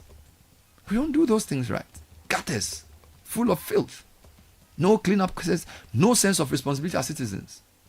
How do you build a country where citizens don't take responsibility? Ghana will not go anywhere. No Messiah is coming. Mahama, he will do something. He can't do everything. Even his own party, they will fight him. So don't think that he's the one coming to save you. Don't think. He has his role to play. He will give it to the nation. Parliament will do what they have to do. And I gave an example. Godfrey, sorry I'm pushing this. I gave an example. All three of us here, our parents did better for us than they got from their parents. My father was the first person in his family to be educated. He educated all his kids to university level. He did good. We did well for us. Your father was educated. He educated all of you. He didn't leave you with debts. He's done well. But collectively as a society, there's a lot of despondency because look at free SHS. Look at the number of students we have. Look at the quality of what they are getting in school. At least the education, when my father sent me to university primary school, he gave me a good education. I'm privileged. I went to Presec. We're only 40 in the class. I did Jog Accounts Maths. I can read. I'm not sure I want to send my son back to Presec with 30 science classes. You know what I'm saying? So even though individually our parents have done well for us, collectively, their generation hasn't done well for our generation, and you have to have the nuance to understand the difference. So my point is that you can do well for yourself, but that doesn't build a country. Because all of us, our fathers individually did better for us. But the generation of our fathers, because again, your father and my father, when they invested in the 70s, they invested their attended quality of education they got. At Legon, it's not education that our kids will get if they go to Legon. So that generation has failed this generation. But in individual, they've done well. So you need to understand that national development is not about doing for you and your family. It's about building a system for the weakest. So if the generation of people who are our children's age cannot get a good education that makes them better citizens, we have failed them. So it's not about putting your child in SOS and paying dollars for them to go to Harvard. You can do that. But if his neighbor, who's the daughter of a watchman, cannot get good education at Medina 2 to be able to read and write, you failed that generation. So you are failing a generation. This is the thinking we don't have. We think that it's about ourselves. So when we sit on radio, we are trying to say that we can use the media freedom to change the way Ghanaians think about themselves. Play Ghanaian music, eat Ghanaian food. Let's talk about civic responsibility. Yes, interview the politicians. I mean, can we interview her? But that's not the end of the world. And citizens must wake up to their responsibility. If you do NCC, people must be responsible. If you have a father in a home who provides school fees and his children will not sweep, they will not clean, they will not do anything, the house will fail. At some point, citizens must take responsibility for what they consume, for what they believe, and for what they do. In addition to holding duty bearers accountable, which we will do, which we have done for 20 years. But the citizens you are fighting for will always criticize you because they think that you should spend all your time talking about their favorite political party. But that's not how you build a nation. You must promote excellence. You must bring new, like today, we are going for a book launch. Discuss it. Enrich public discourse. Because if public discourse suffers, public policy suffers. And if public policy suffers, public life suffers. So we need to enrich and elevate the discourse. So all these fights on WhatsApp platforms, MPP did this, NDC did that. It's not necessarily the most important thing in the world. What are our own attitudes? When they say we should contribute money to help somebody, how many people contribute? That platform that you are fighting, NDC and people don't fight. Let's contribute 200 cedis each to go and look after our mate who is not well. They don't even contribute it. Yet they have ideas about everything, from Akufo-Addo to Mahama to everything. They can't even contribute 500 cedis. Meanwhile, they speak English. Contribute money to go and help some. They can't do it. All they do is argue about. I don't want that. Let's be responsible citizens. Take responsibility. Use your privilege well. When there's flooding, mobilize people and go and give relief items. Put yourself out there. Lead. Stop shouting and doing politics and thinking that that's all the world is. Oh, we can't build our country like that. So please, let's wake up to our responsibility as citizens. Let's wake up to our responsibility as citizens to build Ghana. Next year will be how many years of independence? Plenty. You read newspapers from 1975, the same problem in 2025. Why? Citizens are not growing. You are not thinking. We are too selfish, too short-termist, and we are not smelling the coffee. We are deluding ourselves thinking we are going somewhere. We are not going anywhere. So please, let's wake up. All right, thank you. I don't know what provoked this, but it's a good one. It's a good one. 7803, Susu.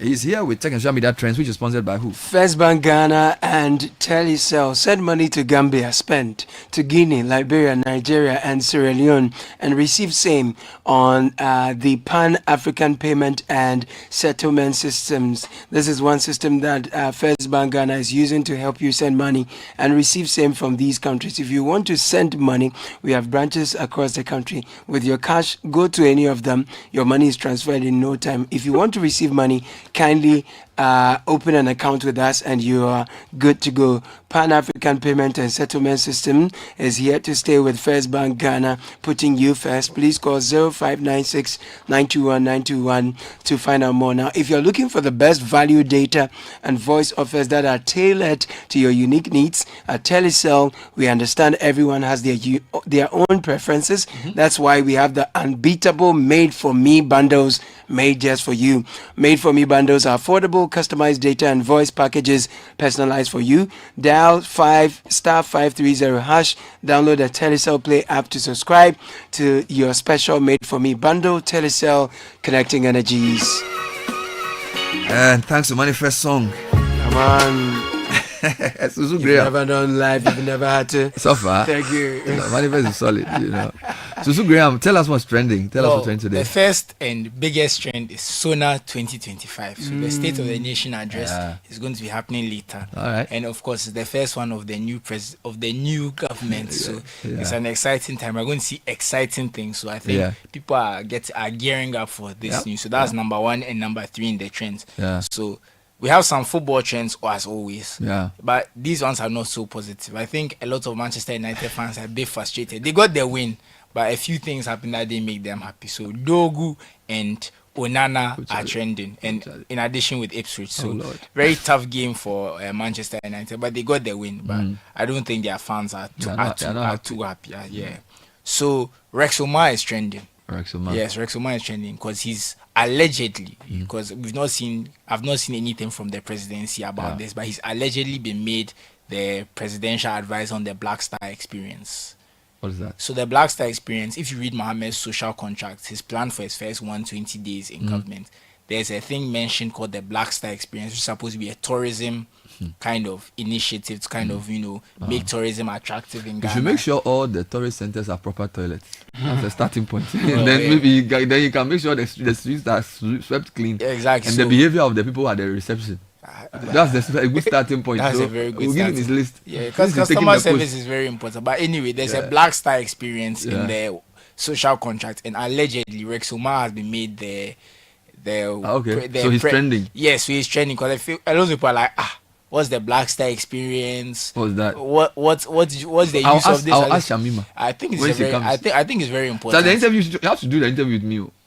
We have to interview her together. We have to ask her. We have a lot of things we need to ask, especially about the social contracts, because things are moving. Yes. So diaspora affairs is also trending because another alleged appointment of KOD for the presidential advisor on diaspora affairs, and there was a lot of controversy because the last diaspora affairs position there was people were saying it's not necessary, it's a waste of money, blah blah blah.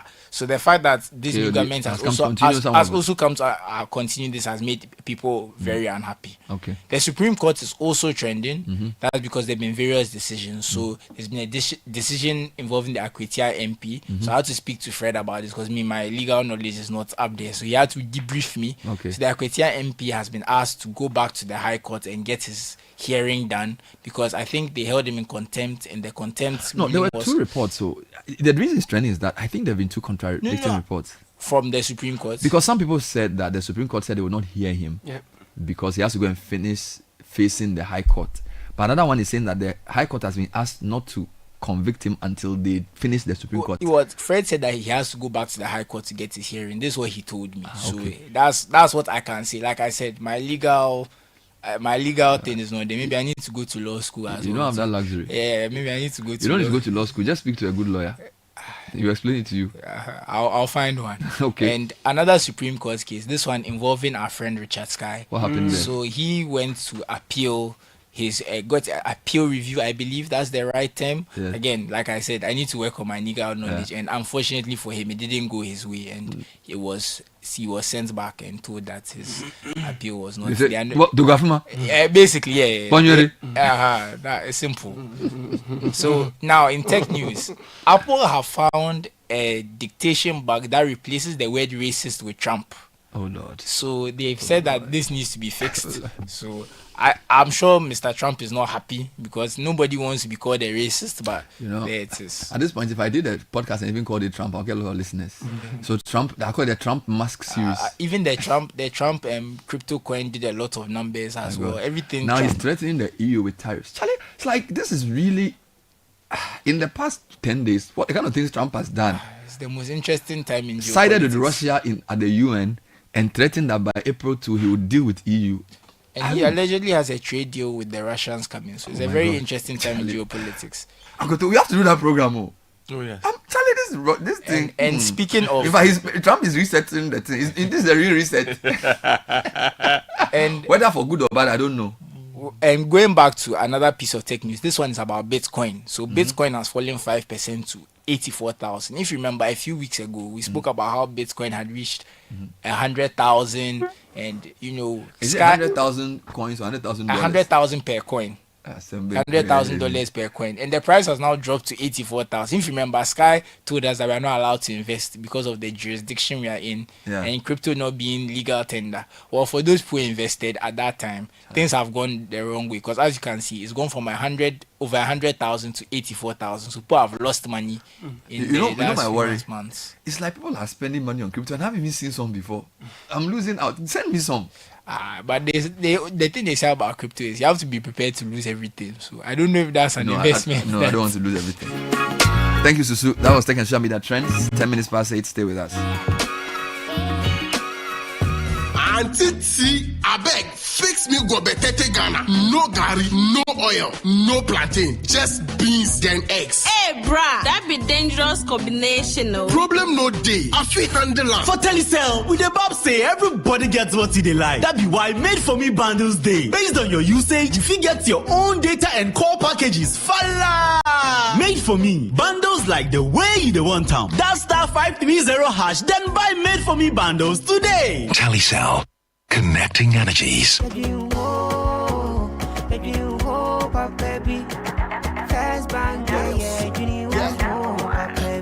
looking for a bank to rely on? Let me give you a shoulder to lie on. Wouldn't we say to bank baby? No lie, only one place where I get my eye on. Make I introduce you all to First Bank, the best services in the world, first rank. Customer service, everything is well planned. I make music, I travel, I sell land. They be my reserve tank. Cause every time I know my money's safe, universal banking ain't in me here on the date. I'm a busy person, me no need time to wait. Now I got to Spain, even when I'm in the States. My me blue shirt, but tell me office a chilly, but who cares? Cause I bank with the best, I'm lucky, I'm too blessed. When it comes to First Bank, it's too west, everything is you first. Nobody feed do, I'm like us, First Bank we treat you first. Somebody see crap, yeah. Think about you first. You first. First Bank.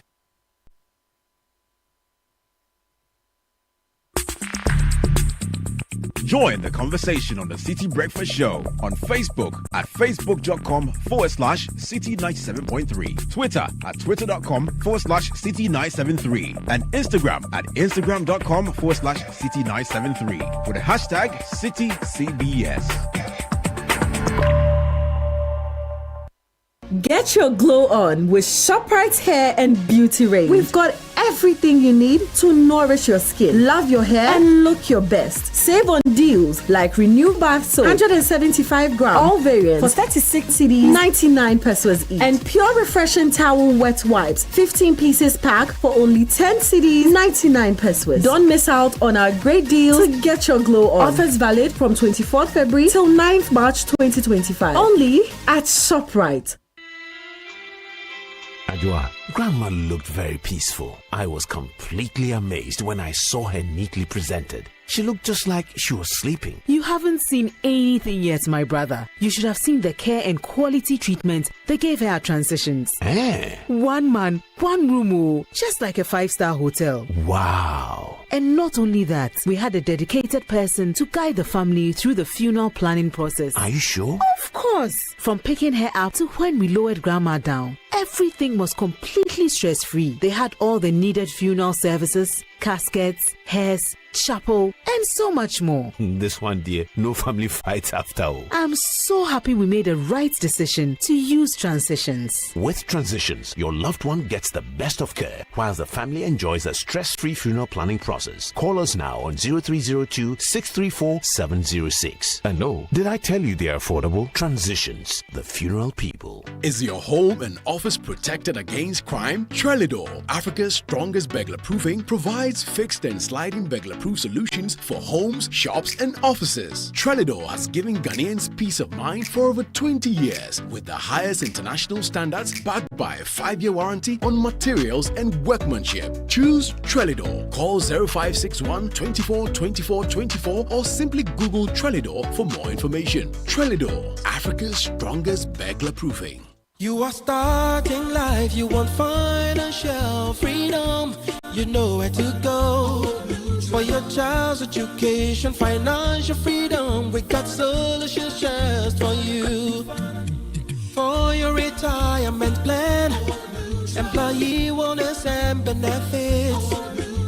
Old Mutual, your preferred insurer. Old Mutual is the best. What are you waiting for? Come and join us.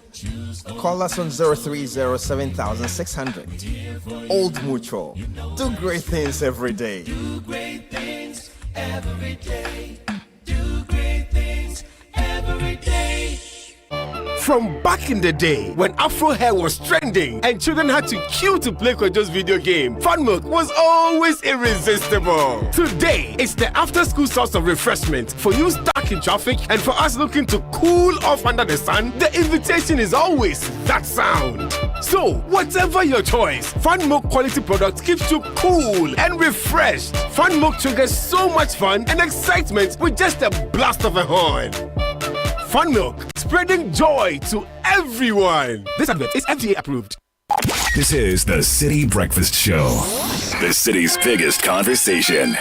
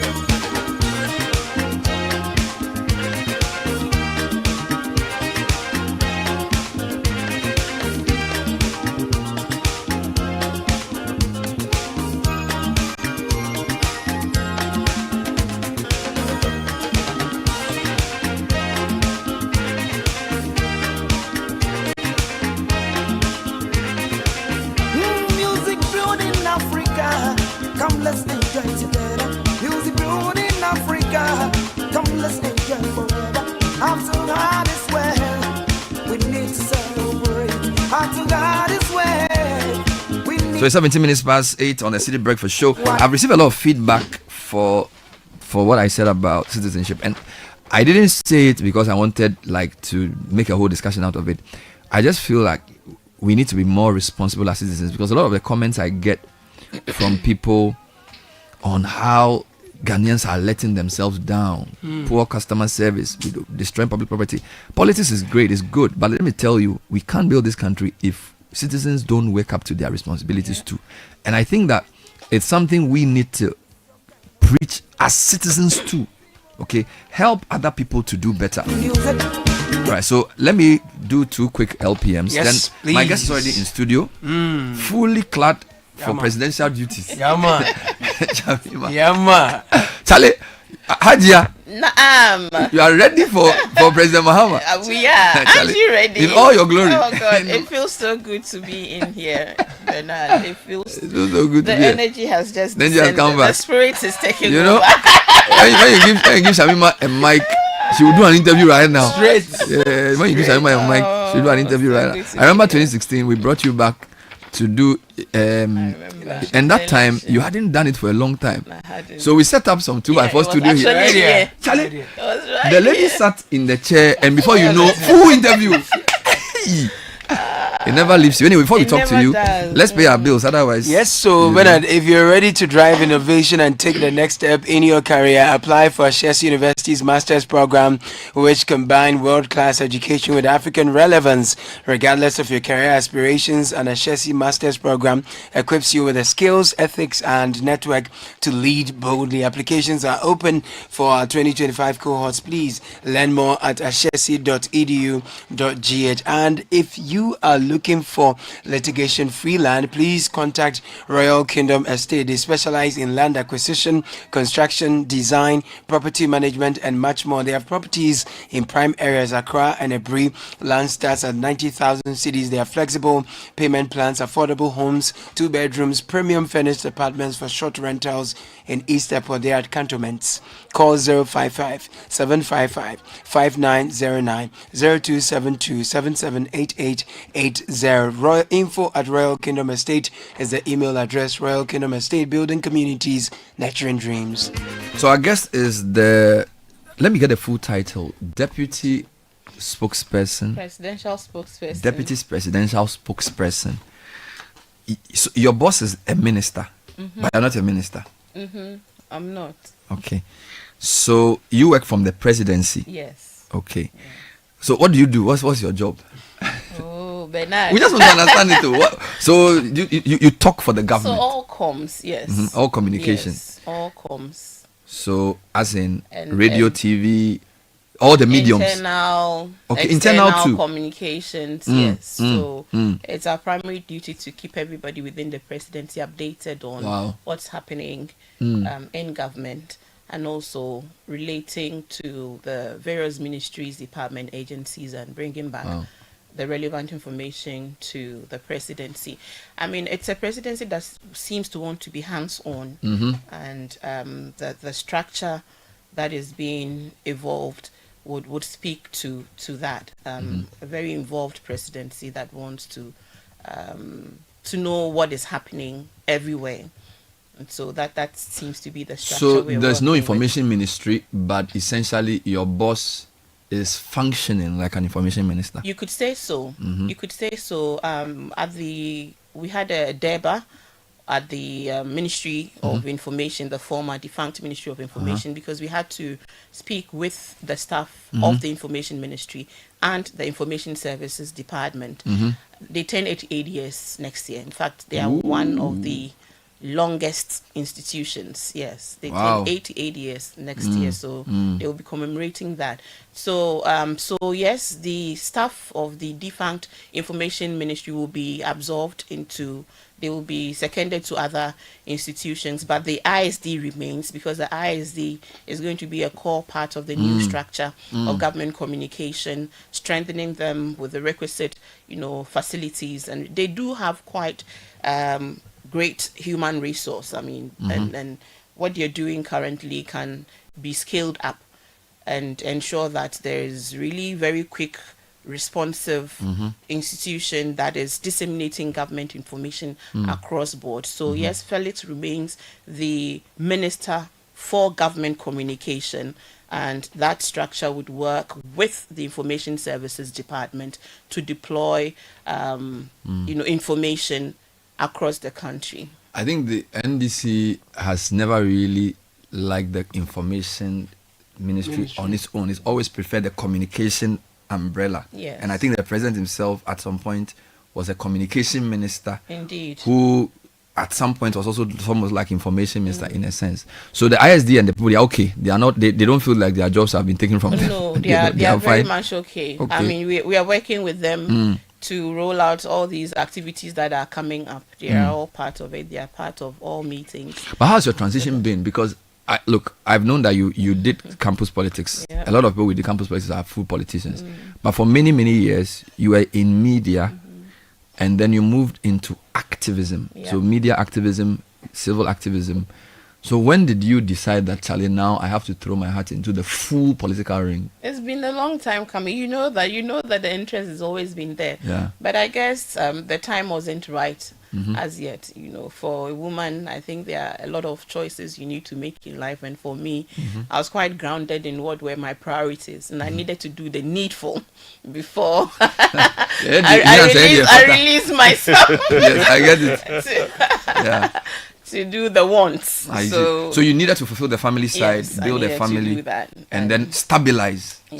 So even when you were here, you were interested in politics. Oh, I was, Bernard, didn't you? I think that was one of the most common questions I used to get from colleagues back in school. Say, aren't you going to do this thing? Yeah. I said, the calling hasn't come yet. Let the calling come. Yeah. Everything would work out in the right time. And I think that I have no regrets. I remember when we were on campus, one of my vivid memories, you did a march on something, and then I'm not going. And there was a lot of backlash. It was. So I was a journalist. So I was a broadcaster, and then Shamima had run for Volta Hall president. Okay. And then she had led a walk against indecent dressing, and it was caricatured to mean that. And this was around 2001. So this was a time when there was a big debate around Osama bin Laden and terrorism and all of that. So I even had a debate with John Kuma and Mutala on this topic with a guy called Tanko. So the politics of the time painted Shamima as an Islamic fundamentalist, and the students voted against her. And so we had to even interview her about why she did the march. Wow. But you know that the real facts of that story. Give me. So that time I was the deputy women's commissioner. Yes. With the commissioner was Gladys Jansi. Good. Now the lady who won the election, Selina, was a member of the University Christian Fellowship. Okay. University Christian Fellowship brings a proposal to SRC Women's Commission. Oh my God. That they want to collaborate with SRC Women's Commission to embark on an anti-indecent dressing so this is the match. Backstory. This is the real backstory. I didn't know. Because I was at Radio Universe, I was tasked to manage the publicity for the event. Okay. So it was I who was in charge of the publicity for this event.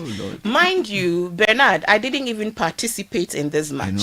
I was at the SRC Union building waiting for them to come back to the press conference. I was coordinating the press conference for them. I didn't read the speech. It was read by my SRC Women's Commission, flanked by executives of the University Christian Fellowship. But I was the fall person.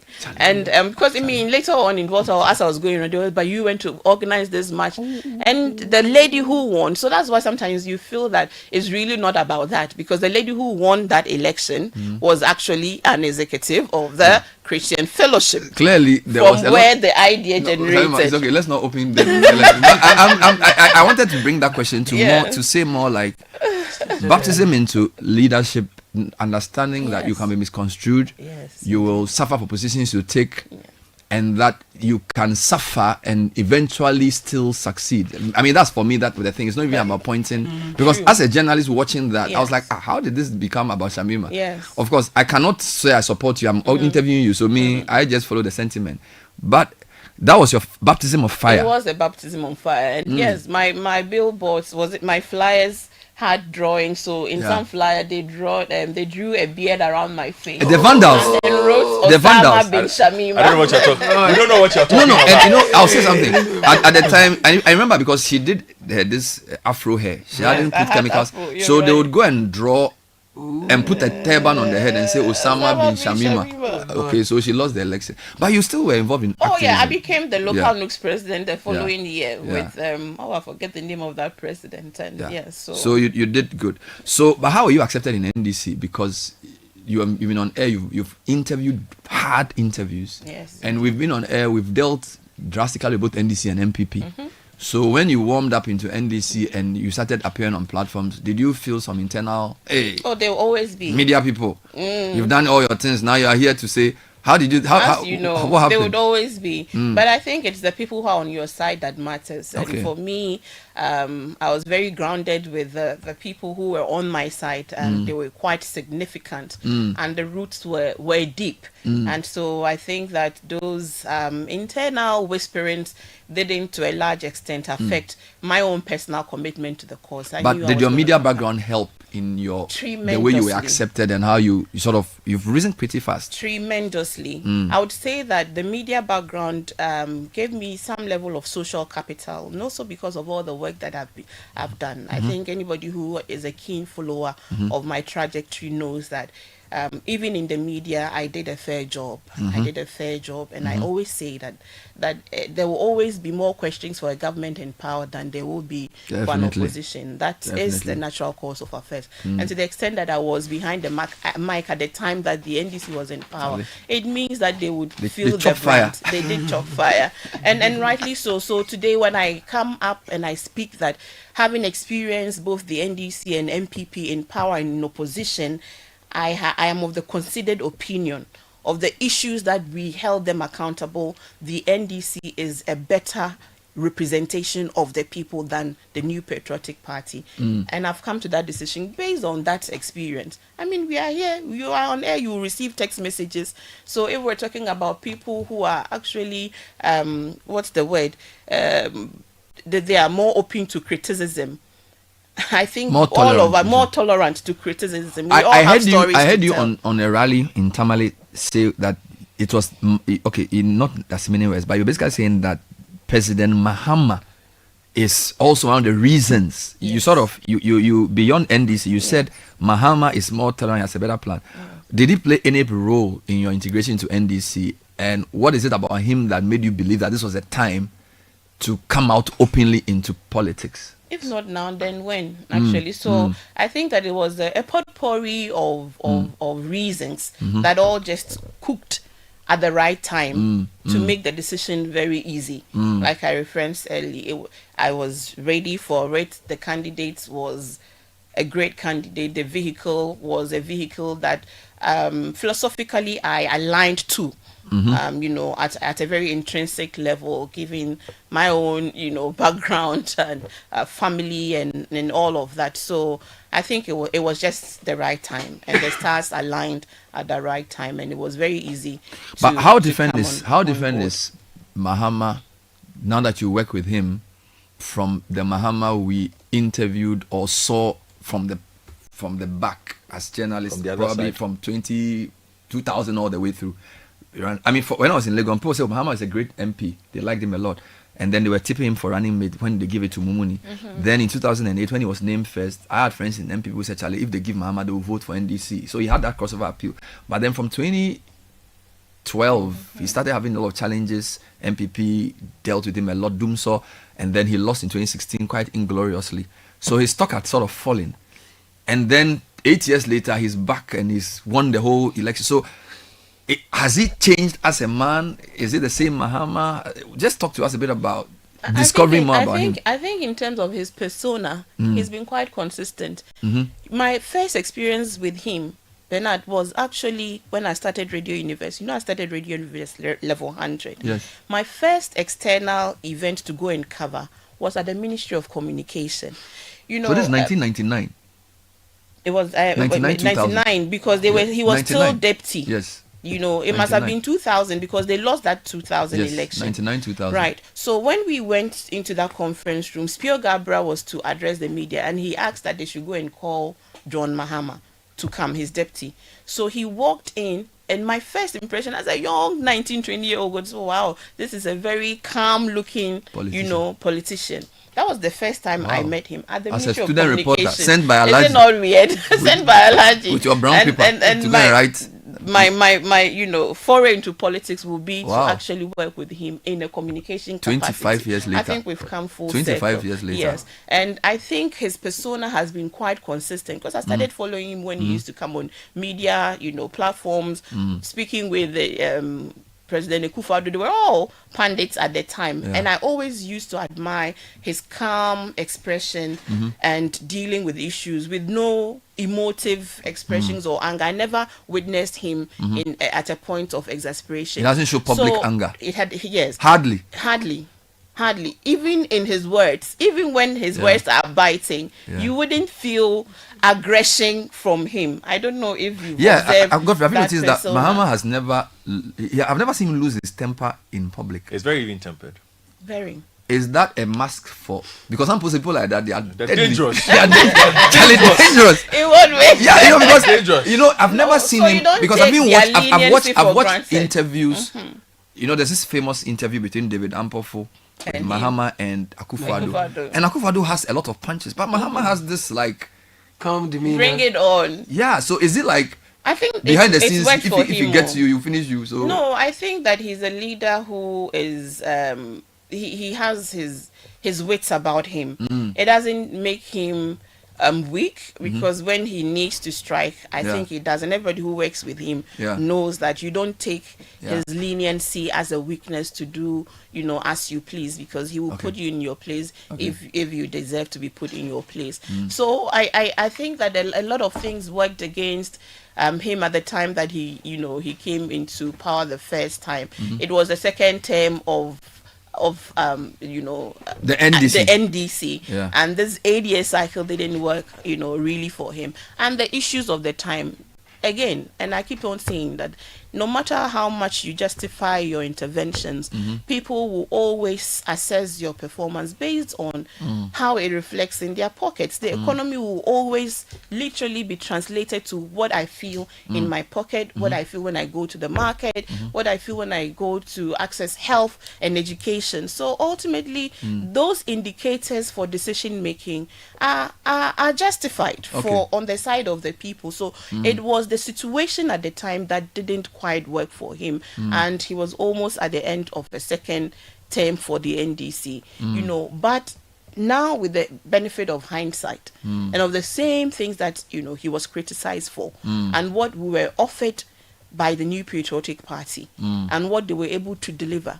people see that character matters in leadership. You see, character matters, because in all of these things, you cannot point out that this person, as a person, was arrogant in the face of, you know, even those ills within his government. That this person was non-responsive to the Ghanaian. That this person was dismissive. Because if you look back at the old videos of interviews, there was always a concession of the difficulties. Always a concession, never a parrying, you know. So his style was blame. not to sort of dismiss criticism, did. but even more with the Dumso, listen to his interviews around the Dumso, always empathizing, always explaining, always trying to you know, to share information on what he was doing to solve the Dumso. Which never was probably considered a weakness then, but now it's a strength. It's a strength. Were you surprised at the outcome of the election? I know NDC was energized, and therefore the turnout for NDC was going to be strong. But if you look at the manner of victory, almost the 2/3 of MPs are NDC, and Mahama almost 60%. He performed better in some areas than even the MPs. Yeah, in many areas. Have you guys been shocked by the level of support and I mean, like even we didn't anticipate the margin. Yeah, the grounds were fertile everywhere we went. We knew the wind of change was blowing. I mean, the stars were aligned for change. We knew that, but the margin, with all humility, we would say that was a bit of a shocker. But that's also a revelation to the evolving psyche of the Ghanaian.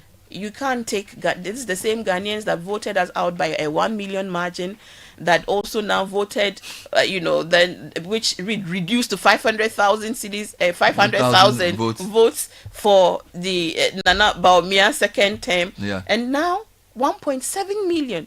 It means that yes, it means if we also don't do right, who knows? It can even go to 3 million. May never come to that. Is there a sense of expectation, because you know there's a big margin to win? You gave a lot of promises, 120-day compact. Are you worried that with just one term and the level of expectation and the uncertainty about succession for both NDC and MPP, this is going to be a very difficult season for the government? It will be difficult, but with transparency and accountability, we will carry the nation along. And I think that the examples that His Excellency has shown right from day one is building and restoring trust in his leadership and in government. The fact that he started the sacrifice by himself within his own camp, even before he would get to asking Labour, for example, to also make some sacrifices. He promised a lean and efficient government, and we've seen that it's a commitment that he has, upheld by reducing his ministers to 23, and of course he's insisted that we will run with 60 ministers.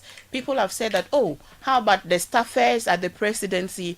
What we can assure is that at the end of the day, when all the appointments are done, the numbers will go nowhere close to what we have. I heard you people, even at the government communication unit, I heard you a couple of days ago.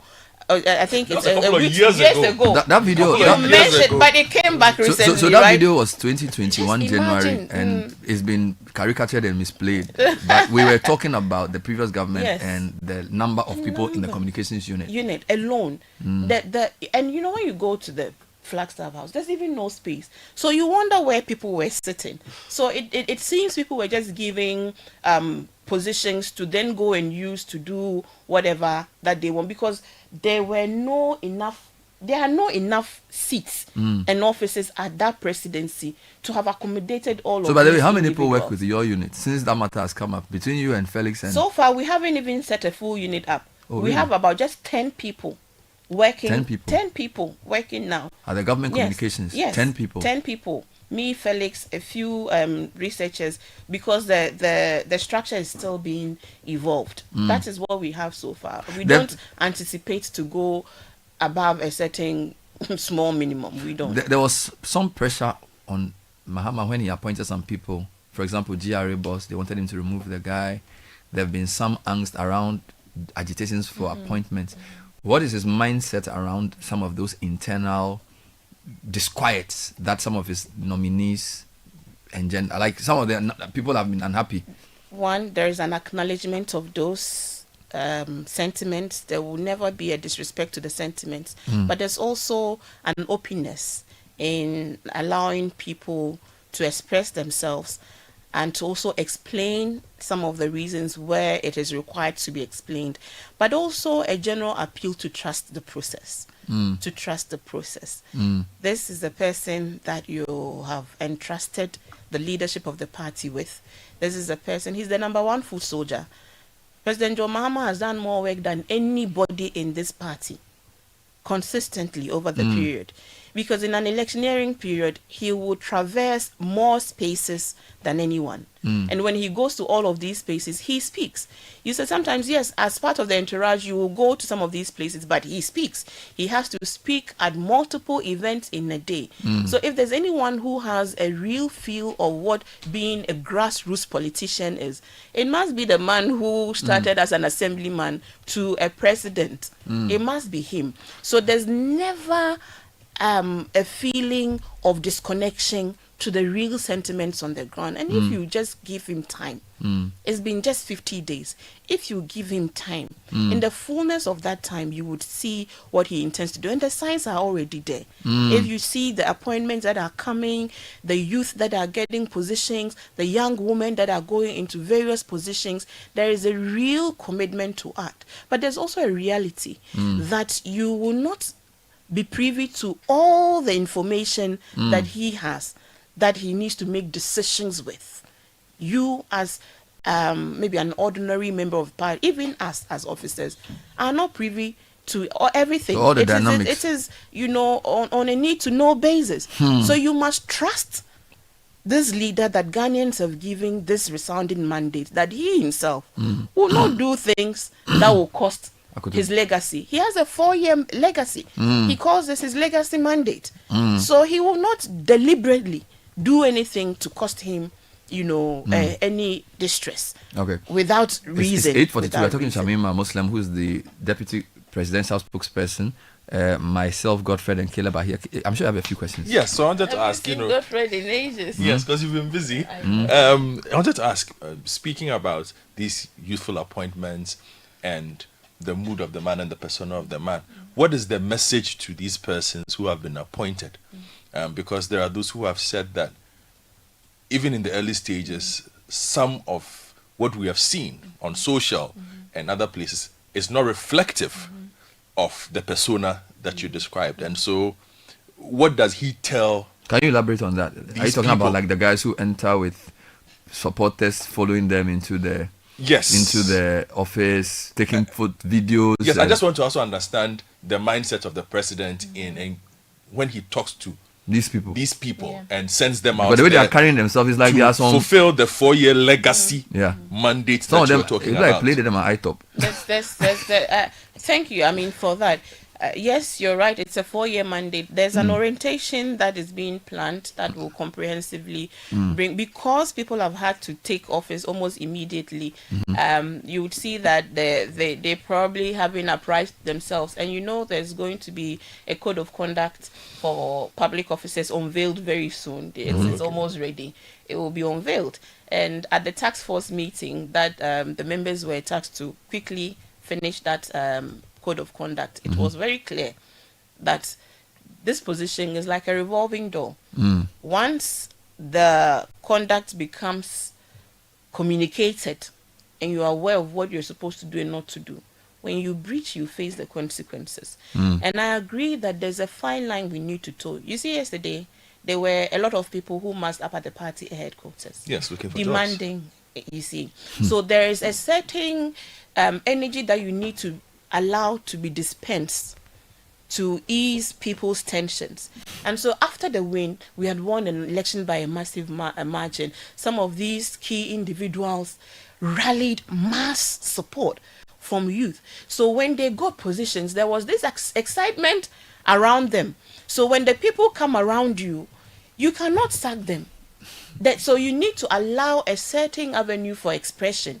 But you yourself need to quickly reset yourself and ensure that, you know, you don't proceed on that avenue. So I would assure you that some of those things that you saw were precious from a base that wanted to come out to show you love and support. Bernard, I sure you know it's not easy, but you don't want to also now come out and start sounding like, okay, now that you have won, you're saying that, oh, don't come around, don't call me, because don't do this because I have to work. You rode on our support to win. Exactly. So you have to balance that. So you need to allow them that initial avenue to express whatever they want to express, but quickly we need to reset. Maybe it's for you, the politicians, to also do more responsible politics, because sometimes when you overpromise and you create a certain situation of expectation among your supporters, which is not real, this is what you sow.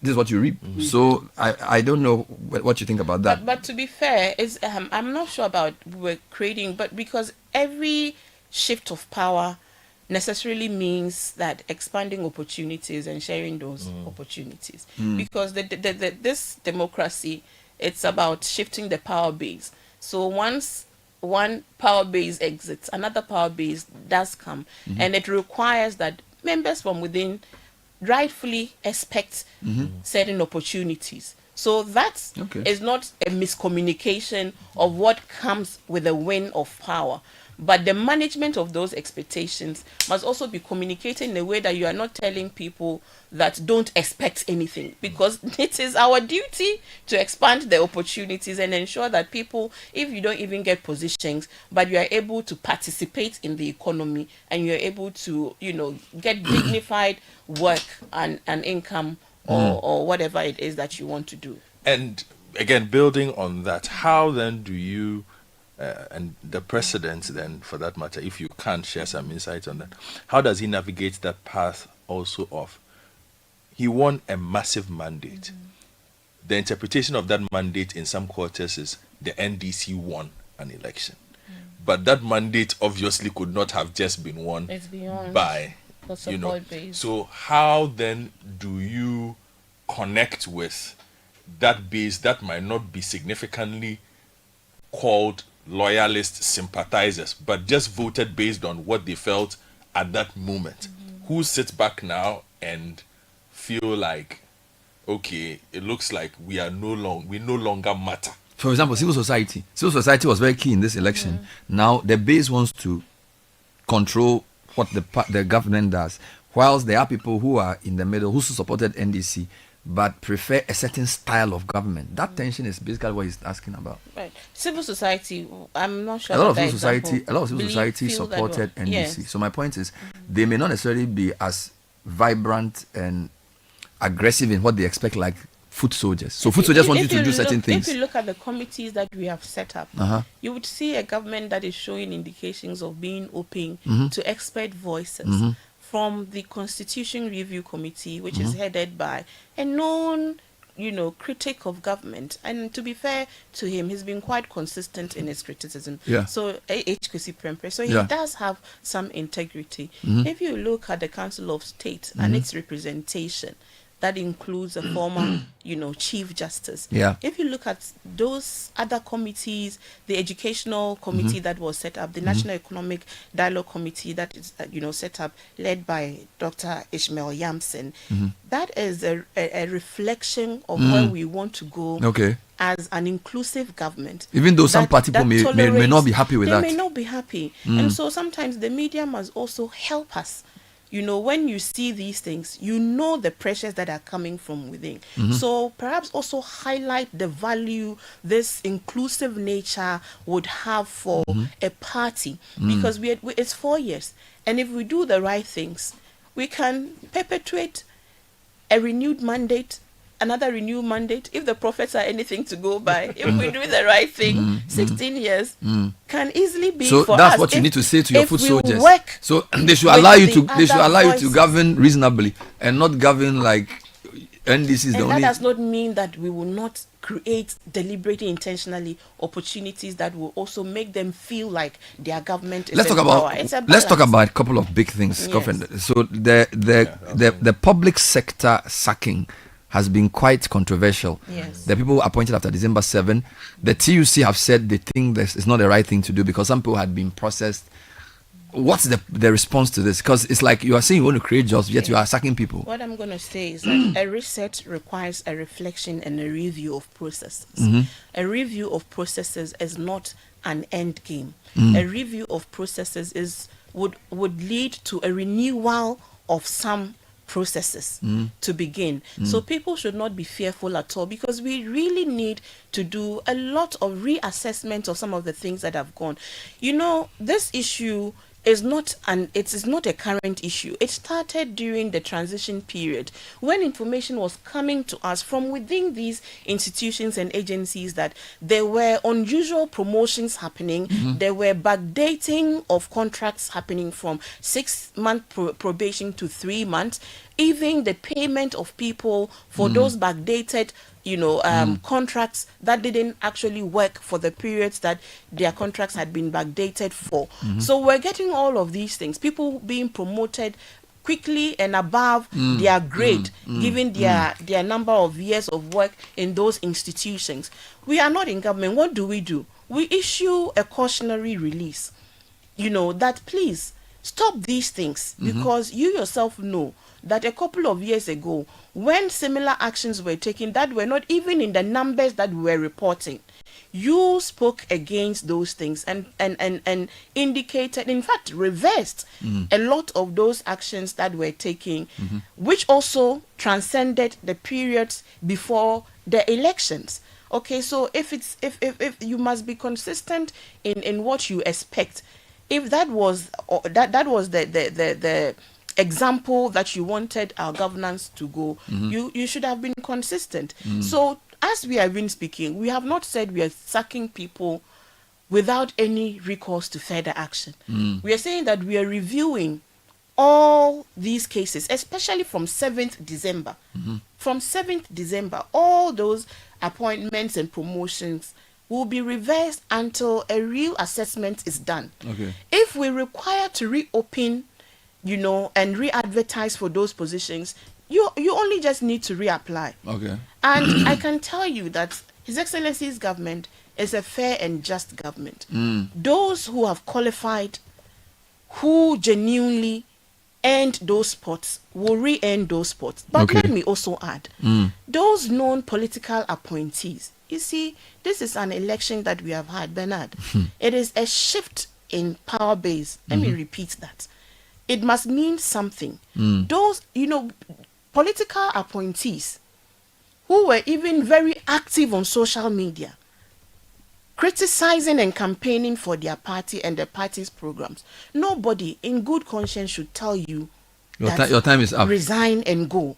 But many of them are still sitting pretty, hoping that they will be allowed to say, how do you want to work with a government that you do not share a philosophy with, number one?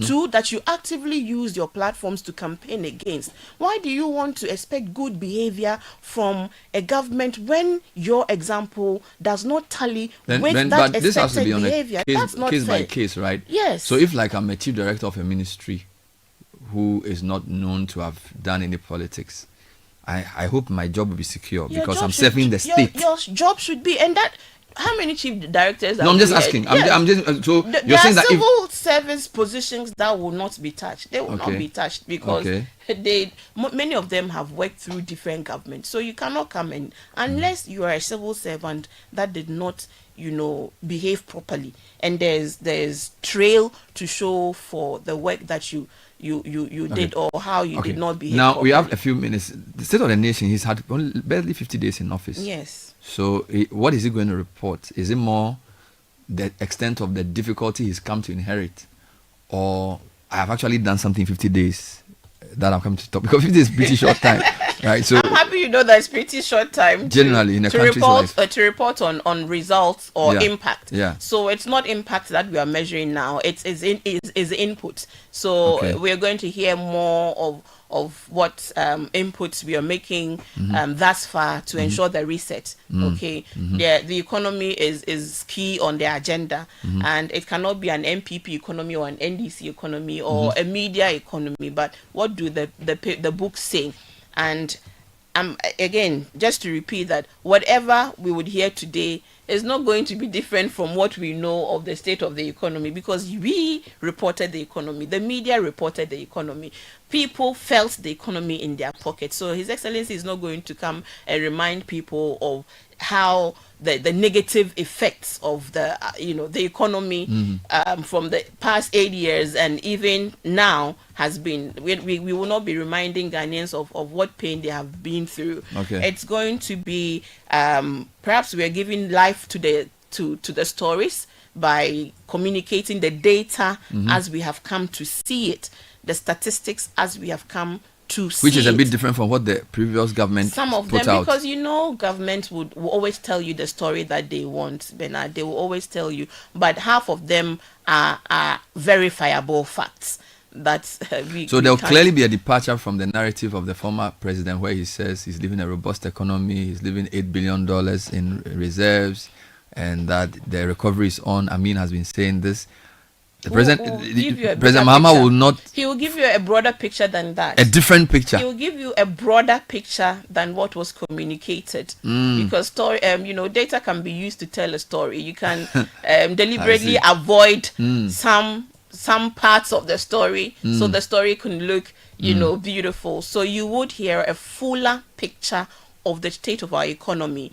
That will also precede the 11th March budget reading, which will now show you more comprehensively, because the president can't, tell you everything in. So the budget will be more detailed on the economy. Yes, the budget will be more. So what else will he touch on in this State of the Nation? It's also his commitment to the leadership that he wants to provide, because ultimately, like I said, the economy we all know, but what is the leadership that we want to shepherd us out of these doldrums? And is there integrity in that leadership? Is there tangible commitment in that leadership? Has the leadership shown some consistency and congruence with what he is expecting of the citizens as well as expecting of himself? And just Kojo was referring to how he's going to ensure that the people within his boat, the people who would be paddling this boat, would conform to the values of the administration and how willing he will be to act when there is breach. I think that is also something we should expect and we should support, because leadership matters. 3 questions from me, and then I'll hand over back to Bernard. The first one has to do with, the first one is local, and then we'll go outside the borders a bit. So let's talk about Independence Day, which is coming up, and the presidency has indicated its intention to run a budget Independence Day celebration. There are those who say it's not just Independence Day celebrations are not just about the cost; they are symbols. It's a day of symbology or symbolism. What is the thinking behind that? Because it's easy to just throw, they was wasting a lot of money as a justification. But what is the sense of what the president wants to do with the Independence Day celebration coming up and this plan? And then 2, the president, I monitored the president's victory and the inauguration. Nigerians seem very happy with. What do you mean? Nigerians seem happy he won? Yes. I just want to understand his relationship with Nigeria because of the roles the two countries Yes, because play Bola was his key, the sub-region. as well.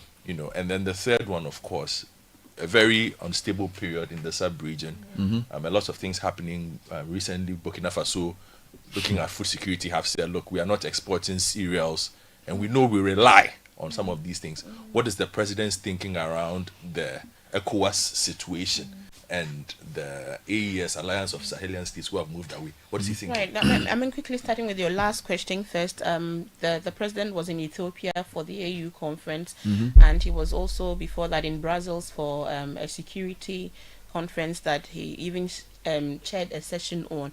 The speeches he gave and the comments he gave in those places was to serve as a wake-up call to Africa to ensure that we look within, because it doesn't seem that we can continue to rely on the West, for solutions to our problems. So I think that in terms of our foreign diplomacy, his leadership within the sub-region is actually going to help, which is one of the reasons why Ibrahim Traore was invited to our independence celebration, because he believed really in building bridges, not breaking bridges, especially with your neighboring countries. So he's not going to sit somewhere and go to gossip about his neighbors. His neighbors are around. If there are anything that require to be spoken about, I think His Excellency is the best president for Ghana now to stretch olive branches and ensure that, and he's working on that. You know, the special envoy on the Sahel region is former National Security Coordinator Bevlolate. He's already hard at work, and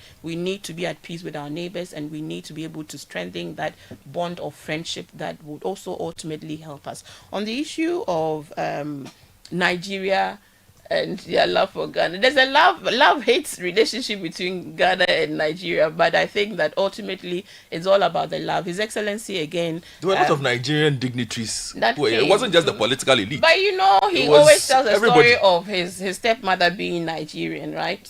Yes, yes, he's told that story as well. So he's been in Nigeria. I think he spent some time in Nigeria also. So there's that link as well. Okay. And also because he was a former president before, he's a known entity within the Committee of Nations, and he has quite a lot of respect amongst his peers, again, because of his leadership, his humility, his respect to his colleagues. The last one, Independence Day celebration, we are not cancelling it, you know, and I think that if you follow the social media campaign that we're doing, there's a lot of engagements happening around the commemoration of the 28th February Crossroads shootings. From next week, we will also be highlighting some of the significant activities we will be engaging in ahead of the commemorative event. I told you that we have a presidency that wants to bring the citizens to it. So this year's event is being done at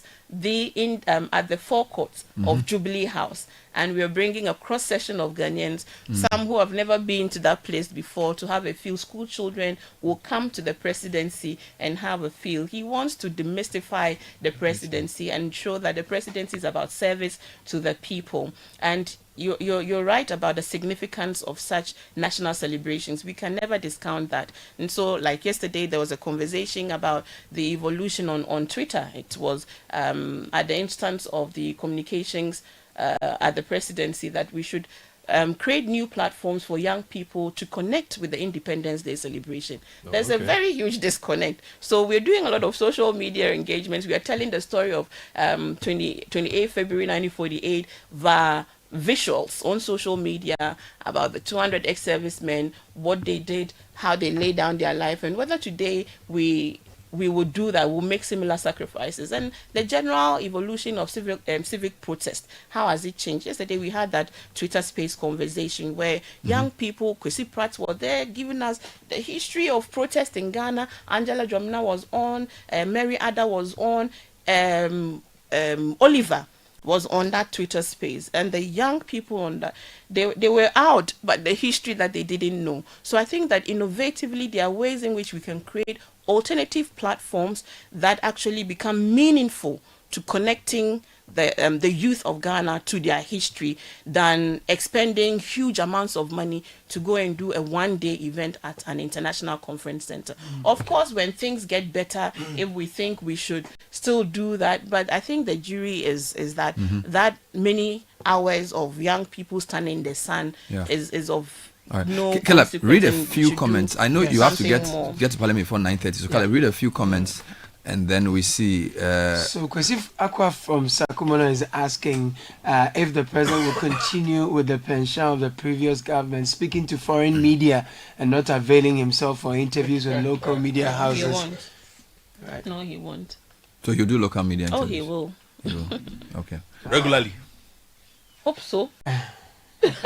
But you know, he is the centralized government communication. It is local. Yeah, but symbolically, the man who he talks to is important. Sends a message, right? Yeah. And so if you want us to consume local food, you should also use your own local media to speak to your people. You don't always go to Bloomberg or CNN or wherever to speak to the French and the Nigerians. This or is the man who spoke to you people when he was in opposition. Why do you think he will speak to you that so night? We are just hoping. We are telling you. So you continue. Right. So, Bernard, I agree with Shamima. I only cite the Cocoa Board head office as an example. People were promoted far above their qualifications and performance. I know people who have worked diligently for over 30 years, more than qualified, and had been marginalized, suppressed in the name of being branded as NDC. The sad fact is that some of them are so non-aligned when it comes to politics. Government must seriously investigate Cocoa Board promotion policy. They have deviated completely, and it's a job for the boys and girls. No wonder in the past 8 years the industry has performed abysmally. You say. Okay. There are more comments. Bernard, there were some military promotions that took place after 7 December. Some people were promoted to generals without due process. Is government going to review that as well? I don't know if this has come to your attention. There are two questions. One about Cocoa Board promotions happened after December 7. Somebody's also pointing out that there were military promotions, even to very high levels, without due process. Is the government going to consider reviewing all of those too? I'm sure that those with a mandate to speak to those and give the necessary advice will do so. All right. So just to finally go through the theme for the Independence Day, the whole reset, review, what are you trying to achieve? What are you trying to say with that theme? We had a lot of comments that the mandate that was given to the NDC and His Excellency John Mahama was like Ghana's second independence. We know that in Ghana's first independence there was a revival and a renewed spirit of the Ghanaian, and there was a lot of hope in the period, and a lot of positive nationalism where people really wanted this country to work, and Nkrumah was on a 7-year development plan that saw massive infrastructural projects coming up around that time. We want to reflect that era of renewed nationalism, because we do know that the pessimism in the system is quite a lot. When you speak to the average Ghanaian, they seem to have lost hope. And you reflected on your everyday program that there seems to be this despondency about the prospects of our nation, and that we don't seem to be going anywhere. And yet this is the country that we have, right? And if you compare us to other countries that were able to change their nations in a generation or two, we must ask ourselves, why not? And I like what you said earlier about the commitment of the citizens to the change that they call for, because leadership can only do that much. If the right values are not imbued and reflected by the citizens of hard work, of integrity, of love for country, because words are powerful. God created the universe through words. And so if we continue to be very negative about our nation and we send negative commentary about our nation, I think the nation will continue to be where it is. If we truly say we want a reset, because that is the message we gave to Ghanaians, and the mandate that we received tells us that there is a sense that Ghanaians also want a renewed direction. But that renewed direction is not going to be done by only your leaders or only the president. It will have to be done by all of us. And that's why we keep saying building the Ghana we want together. We must do it together, or we will not reap the results that we want. And to do that, we should reflect on how far we have come. And we should be able to speak truth to ourselves and speak truth to power, to find out the gaps in our leadership, the gaps in our values that has brought us where we are, where as we should be progressing, it seems every sector of our economy is rather, retrogressing. So we want that conversation around reflection, which you do on a daily basis. But as we reflect, we also now to review. So what should we do? What should we do? That's the big question in the room. I wanted to say elephant, but I forgot the elephant, took a trip to Mole National Park. So I guess don't do that. What should so we do? We review before we reset, and then we reset. Incredible so stuff. The systems should work, the structures should be in place, and the love for country should drive everything that we do. So that if you are at a government office and there's work on your table, please get it done. Do not let the turnaround time to service, delivery in all of these agencies be so long because you want somebody to give you money. Remember that Ghana would work if you make it work. The leadership is committed. There is a sense of direction. Please come on board as we reflect, review, and reset our country, and that is the focus of this year's Independence. A few final comments for you. I missed this voice the way back on Eyewitness News. Go hire Shamima. Bernard, please ask Shamima if the president intends to bring back the Meet the Press series. This is the Are you cool? I'm sure we will. Hopefully he brings that as well. So Shamima, just quickly to also announce that tomorrow at the Nationalism Park we'll be laying a wreath. The Vice President will be there to commemorate and to remember our heroes, the falling. The Crossroads shooting, 28th February. Please do something about it. Talk. So is that your main activity for the? So there's 28th February. And then next week the finals of the schools debate will happen in Accra at the Nat Hall, and then the national quiz competition will also happen on the 5th. What do you know? Yes, what do you know? Around the same team, the debate. No, I was on the debate team. You on the debate with team? With Kojo back in the day. Hey. He was also a debater for Lagos. Oh wow! So there's the 20th Crossroads Memorial. And then there's on Monday. What do you know? Monday and Tuesday is the National Economic Forum, 3rd and 4th. Economic dialogue. Then, economic dialogue. And then the schools debate comes on the 3rd, then the quiz on the 4th, and then on the 5th is the Presidential Award for School Children. Okay. So children are still at the heart of the celebration. And all that's a build up to the 6th. To the 6th. Which is the Independence Day, the budget edition. Yes, the budget edition at the forecourts of the Jubilee House, where there will be performances across sections. So no regional matches, match pass. No regional, but there will be districts. So all the districts, the regional ministers are to ensure that all districts commemorate the day with their own activities. Okay. So it looks like after the State of the Nation and the Independence, then the honeymoon is also over. It's in a way, because you've enjoyed the honeymoon as a government. I think now people. But the love begins, please. The love begins. Well, love is an action. So we hope to see. It's a verb, it's not a noun. It's reciprocal.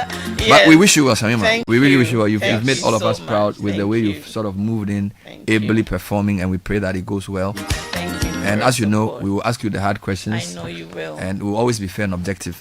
Shamima Muslim is the deputy presidential spokesperson rushing to parliament before the president. Something I noticed. What? Shamima carried her own bag here.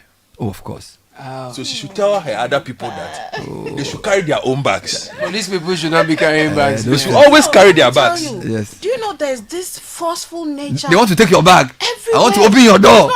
Everywhere. It's called big money. Sometimes you feel like you're being rude. No, I want to carry my own bag. I want to carry my own bag. So when you finish, is expecting something. That's what honorable. Keep carrying. I've just started calling you honorable too.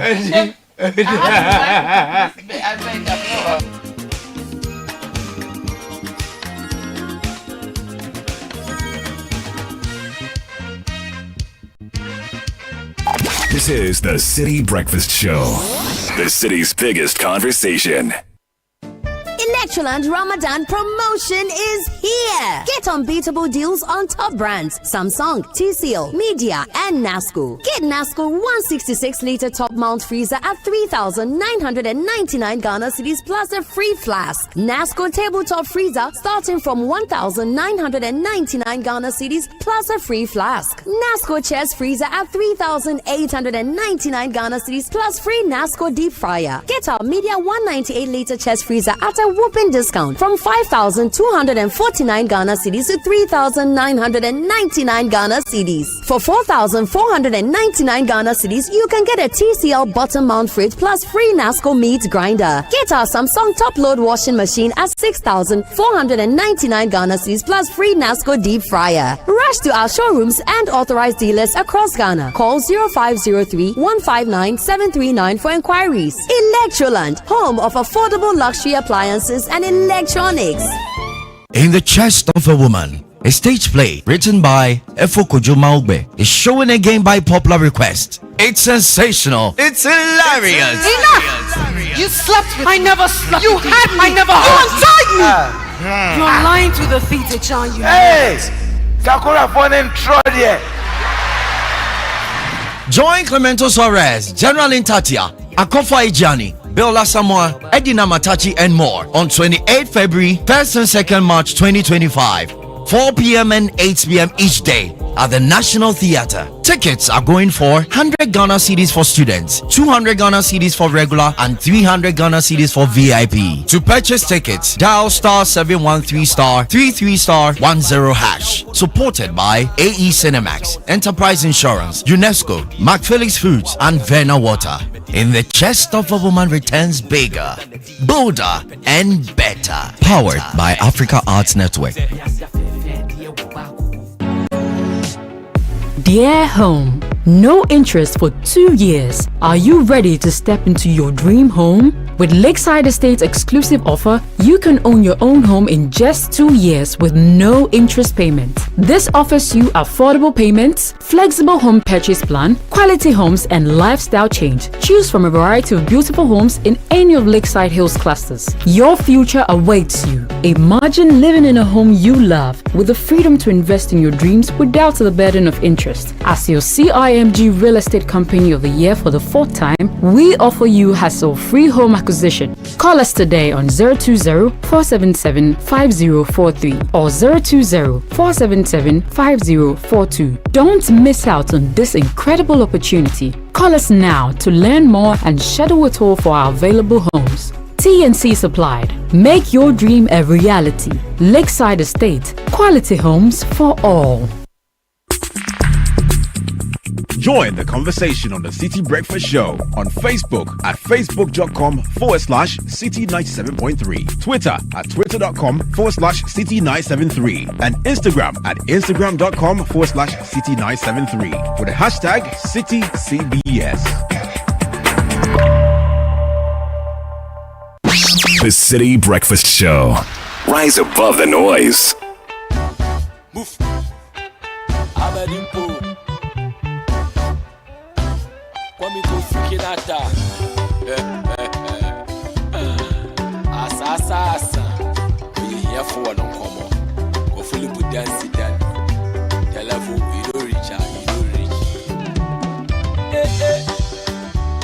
No, they follow me, cause I house be my own. Chairman, no, they bother me, cause I day on my own. You see, yes, can pass and you see, you will pay my yanker, so they will see KG. We they play by sizes, I know be a party. Yeah, it's a mellow ball in a end to measure, ready. We need kid, every day, money day, every day, party day, every day, every day now holiday, every day now holiday, every day now holiday, every day now holiday, every day now.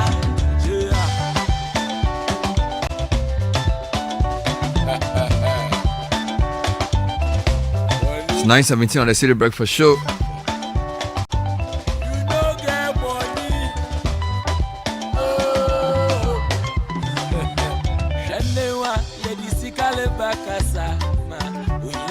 All right, so we're going to read some of your comments you sent to us on our earlier, maybe know what to call it, whether it's an earlier discussion or whatever it was, that little moment I had there.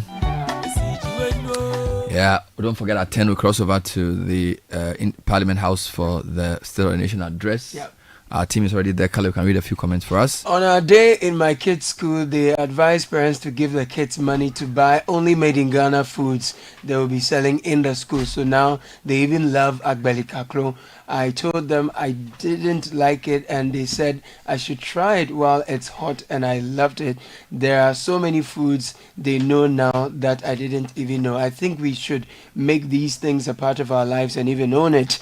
If all our kids in this generation are trying made in Ghana foods and others, very soon all those importations will stop or reduce, and the effect on the dollar and the economy will become a thing of the past. Akosia, thank you for your message. Good morning. You didn't add your name, but you said thank you for what you were saying. We are mentally lazy in Ghana, from leaders to the last person. That is why we are where we are. Good morning, Bernard. This is Daniel Tete from La. Please, the issue you are discussing is key to nation building. Good citizenship is crucial to national development. Channel 1 TV and CDFM, you are a hope of quality information for positive behavioral change.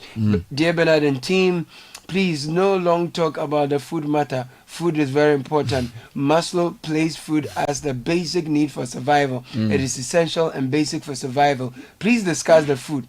Without the food, we can do nothing. And the politics people talk about will not exist. David from Adenta. Thank you, David. Good morning, Bernard. Morning. What you are saying is a naked truth. The values imbibed in us are not being utilized. The home training we were given is missing. Until we change our attitudes, we will continue to suffer as a nation. Rooney from Temaruni. Thank you. All right. Bernard. Ronnie. Not Rooney. Oh, sorry. Ronnie. Thank you. All you were saying this morning about the country is true. But let's face the facts. If a society is poor, many people are poor. People live on daily bread. Go to Kanesha, many boys live on the streets with and they are intoxicated on drugs. They pee in the median. They do number 2 everywhere, and there you talk. They will point a knife at you. You cannot do much in a society where law and order is thrown to the wind and people feel disappointed in the system. Liz from Nungwa. Liz, thank you. Good morning, Bernard and team. When you pay attention to most of the foreigners in town, you will notice that most of them use vehicle brands from their individual countries of origin. The last one. Yes, Godfrey. This thing you're talking about is exactly what happens on the senior members platform of a public university I'm a part of. It's all politics without constructive discussions on nation building. We really need a mindset change. Selfishness is the order of the day, and patriotism is fast becoming a thing of the past. Richard from Westlands says that's true. But so sad, and that with all the issues that we are supposed to discuss, some of our platforms are just and everything to politics, NDC versus MPP, and it's annoying. And if you don't contribute, they say you are too known. Charlie. Yeah, if you don't contribute, you are too known, because everybody is talking about MPP and this, you don't want to say anything. So yeah, you are too But how is that adding to anything? Yeah, it is what it is. Anyway, but Bernard, just a quick update for you, and this one is public interest, my own interest. Okay, too, what is going on? Well, before I deal with some other matters for you, Mauli Semebo passed. Yes. Recently, and may he rest in peace. And a book of condolence has been opened. Okay. At the VIP lounge of the National Theatre in honor of Mauli Semebo. Monday to Friday, 8 a.m. to 5 p.m. each day until the end of March 2025. Will there be family there to receive people, or this is just the book of condolence? This is the book of condolence. I think this is the National Theatre doing it. This is the National Theatre. And I don't know if I've told you that my foray into theatre arts was because of Mauli Semebo. No, you've never told me. Yes, I was the first time I actually saw a live play. Right. Oh, okay. I was about 8 or 9 at the Arts Center. Right. My mother took me to watch a play called Jagbele. Till Death Do Us Part. Death Do Us Part. It was a tragedy. And the lead actor for that play was a young Mauli Semebo at the time. That has made a big impression on you. Yes, and it piqued my interest. Wow. And I built on that, and guess what? I got to the University of Ghana, and there he was. He wasn't a student. He used to visit at the time because of Ebibi Groma and the work that was being done there. They used to rehearse there. And I told him at the time that, Uncle Mauli, you are the reason why I do this. And I ended up working very closely with him, because I ended up becoming the teaching assistant of the late Godwin Kote, who was also a close friend of his. A close friend of Mauli's. And they used to do a lot of things together, so we would meet. So was he part of the National Dance Ensemble? No. He was not. No, he wasn't. He was at the National Theatre. There's a National Theatre? Yes, he was at the National Theatre. National Theatre, okay. Yes. What's the name? I forgot. I was trying to. But okay. I've confused your thoughts. Okay. Yes, but he was an actor, and he was good on stage. He was a proper stage actor. A stage guy. A lot of people knew him for TV. No, he was solid on stage. I knew him primarily as a stage actor. And he was very nice. And you know, when we did Cannes 2008, the opening ceremony, he was one of the instructors, and we were 7 stage managers. Myself. This is the opening ceremony. Opening ceremony. Myself, William Machon. 2008. Yes. Mauli Semevo, Fifi Coleman, Kofi Boache. At the time. What role did he play? No, we managed the people who performed. 3,000 people. Wow. Yes. And Mauli was at fun. the opening ceremony. There were 8 of us who managed that. Cannes 2008. With Godwin, with the late Professor Niyate. Professor Niyate's son Nitete was one of the stage managers. We were all young, enthusiastic, performing artists at the time. Not this person that I have become. Your autobiography will be very interesting.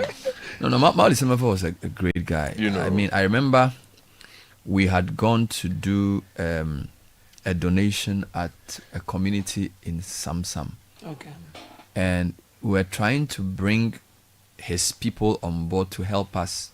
You mean? Yes, so when we went there, they were doing a performance in one of the communities, and then we started a discussion around how we can use drama to educate communities about social issues. It's called Theatre for Development. He was so interested in that thing, so he had come with a bus full of his people, and then we had a discussion. I said, look, this is very powerful way of changing minds, and he was so interested in the discussion, but we couldn't conclude it. That's when I thought, this guy actually, he knows the power of that. Yes, and you know, because of the first point you made when we started the show this morning, a lot of school kids, a lot of public areas benefited from Mauli Semevo and Ebebe Gromer's Theatre for Development role, because they will go there, they will perform sketches on how to keep your neighborhood clean, why you must be a responsible citizen, your role as a citizen. Yes. And these are not things that bring you fame or money. And it works, you see, because for me, it's very powerful. You know, Ghana, we don't put money in some things. Yes. Because I was saying to the guys that if we had money, this should be happening, it should be serialized. Where, if, for example, you want to talk about good well-being, even you want to conscientize young people about drugs. All right, so this abuse of drugs. Yeah. This Theatre for Development people can put up sketches and skits that will communicate the thing so powerfully that the people will get the message. You know, we've allowed importation of media content to just skew the way and for me it's a big problem for me, because you see, you can't develop a nation if the way that people think does not complement what the authorities are trying to do. You get it? So much for investing in big PR projects from the government side. Theatre for Development is fantastic. True. Even we've not given a lot of money for people who are in the performing arts, you know. And for me, look, when I was young, when you're watching Akan drama, there's always a theme. Yeah. And that theme, you don't need to be highly educated to get it. You just watch it and understand what they're trying to say. True. And there are always lessons there. True. You know. And a lot of these people they're not well paid. Yeah. You know, a lot of these guys who commit to the arts, they don't get anything from it. And these are the reasons why for those who were talking about the whole GBC, GTV over private media houses and things, you see, because they won't get the shine for it. But a lot of these Theatre for Development acts you would see on GTV. Yes. On one of their channels. Correct. You understand? A lot of people might not watch them because people don't understand. But that is its purpose. You understand? You might not get your regular private media house showing those, investing in showing these things, because they can't put advert on it, they can't sell it, they can't do something. But for them, it is not everything that is about profit. True. It's about educating the general public to understand their responsibilities as a civilian. Now, the second one, Aloski, do you have your permission to go on? Yeah, so I just wanted you to repeat the point you made about Theatre for Development, and also reiterate that Mauli Semefo's death can be an opportunity for people like the current minister and this Mauli somebody she knew really, really well. You know, they performed together. I like this minister because she is an industry person and she knows the problem. In fact, tomorrow she's the guest of honor for the launch of our Heritage Month program. We are launching Heritage Month tomorrow at Channel 1. That's right. And Jifar Blagomashi is our guest of honor. And I know sometimes he listens to the show. Jifar, we really feel theater for development, for me, is something I will support with my airtime. If I hear of people using theater, because you see, we are losing our youth. We are losing our youth, and they are going wayward because there is no coordinated way of reaching them in the communities. Yeah. You're right. So if somebody will put money behind theater of development and go back to our communities and use this to help to teach people other things, I'll be very happy to support it. So Abla Jifar Gomashi, we wish you well. We'll see you tomorrow when you do the launching for us. And this one, somebody just said, in fact, many people didn't know him as Maoli. Because of his role in the tragedy Jagbele, a lot of people called him Jagbele. Yeah. You know, so... And Maoli was a great guy, full of energy. And when he sees you, oh my... I mean, it's, you know, I just feel sad. And he spoke so well. Yes, he was so articulate. That's the thing. So well. That's the thing about the arts. When I was when I was in Presec, one of the things I learned from this is a champon.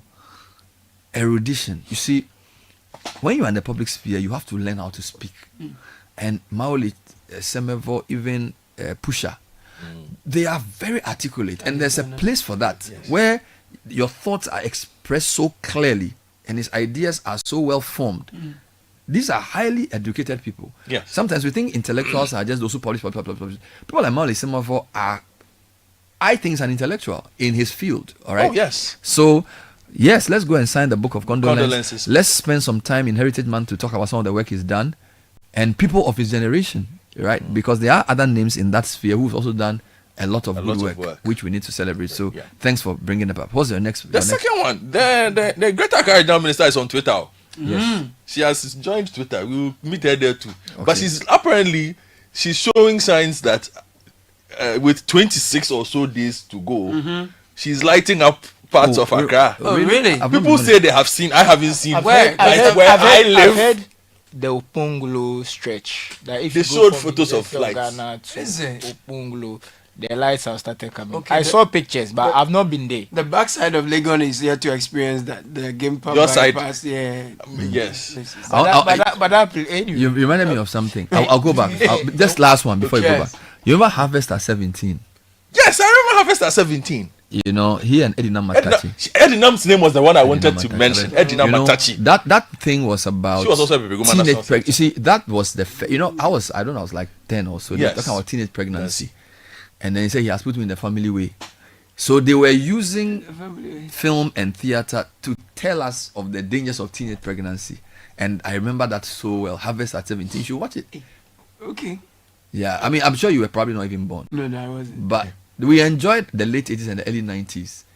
It wasn't just Dr. Rukoto and Mami Dokuno, but these guys were really, really good with some of the things they were showing us. Yes. Well, Bernard, the National Theatre's programs manager says he loves your idea about doing more with theater for development. Too much. And he will pass by to see you. You know, I have a feeling about rural development. You see, somehow last 2 years thing I did with the voter thing. Opened your eyes to so many things. So I think that we've neglected our communities and the way they were mobilized when the flooding happened and they came together. You know, we used to do for a long time when we do Christmas, we go to the village. So I remember a few Christmas, in fact, the Christmas of 2023, we went to do it at Tokpo. So the whole community came to watch. Now imagine if we went to Tokpo that morning, and then we did we went with a baby Groma, who announced that there's going to be a program. Then we come as a media house. A baby Groma will do a performance around drug abuse, and then after that we talk to the people. It will be so powerful. It will be. So I feel like there's a relationship between media and theater, and the people are ready to listen to us the whole day. You know, so I think we should explore those kinds of things, but there needs to be resources available for that. Exactly. You know, because a lot of our communities, we are losing our youth. They are playing draft. They are taking drugs. They are not interested in anything. You know, and it's going to be a problem for us in the next 30 years because they'll become adults who don't care about their country. You know, so that's the problem. Let me come back to you. So Greater Accra Regional Minister is working. So which players have been lit? Well, the Okponglo stretch, they so say. on Twitter, I checked it out on Twitter. Okay. She says, "Adenta to a brie isn't the highway. Okay, isn't the highway brightening nice at night? Noko nice, Noko bright and shine. like Hashtag let there be light." And there was light. But you see, but Godfrey, this is the thing. People should also watch out for those who steal the lights. The lights, yes. See, this is what I was saying. You don't succeed. So the minister will put the lights there. Somebody going to steal it. You see somebody who's basically mounting us. You should ask him, who are you? I even think we should have a system where if you see anybody on those things without a proper uniform, you should call a certain number. True. So attached to that should be a small note to say, if you see anybody climbing this pole, call this phone number now. Quickly. Because the only licensed people who are going to repair this are people of a certain kind. Yes. That's what we should do. Because the community has to protect the asset. Because trust me, we're in 2025. 2 years from today, they'll say Accra streets are not bright. You call the minister, also people have been stealing them. And you drive by those, but don't say anything. You see, citizenship is the second part of the equation. The equation is governance. We have to be more interested in these things. You know, somebody would go and steal this thing tomorrow morning and don't repair it for weeks. So please, citizens, let's wake up. All right? So she says a lot of work is being done. We'll pay attention. The second one for me, Bernard, I saw Ibrahim Mutala, Minister for Energy Science. Environment. Minister for Environment, Science and Technology. He went to Abu Blushi. Yes, he said on my TV show that he was going to go the week after, that he was going to where the scrap dealers were and the e-waste. He wants to. So his point was that the e-waste collection system has failed because the incentive they were giving the people had gone down. So people were now prepared to rather dismember the e-waste and sell the component parts. So they had a project where you will send your e-waste to a collection center, which you properly disposed of. But the money they were giving them was too small. So the system had broken. People were just going to remove the components and selling. So he went back there to speak to them to see if he can revive that. That was the point. My concern is we also don't want it to look like the minister is endorsing their comeback. Endorsing their presence there. No. It was about the e-waste center. No, I'm looking at a statement from the ministry on their website, and they were celebrating something. It was there as part of it's a pretty long statement if I find what they were celebrating. And it's important that he go there because I take note of your concerns about trying to understand the concerns of the people, learn what their challenges are, But I'm sure as he went there, he would have asked himself questions. Is it worth keeping 700 to 800 people happy to the detriment of 50,000 people? So you're speaking in reference to their decision to go back there? Yes, okay. And that's why I'm saying that, because in having that conversation with them, I'm sure if I'm a Minister of Environment and I'm asking myself, where do these people, where are the public toilet facilities for these people? Where do they bath? You're talking about those who have gone to those who are there. Okay. Where do they keep their refuse? How do they sort those things? So even though as they are there and you are engaging them on a daily basis, they are causing a lot of problems to the city. So I'm happy he's gone there to engage. Hopefully we see some further steps. Last one, Bernard, very tragic. Today you really came down. A lot of things are happening in Accra, Bernard. I'm listening to you. Nagamu.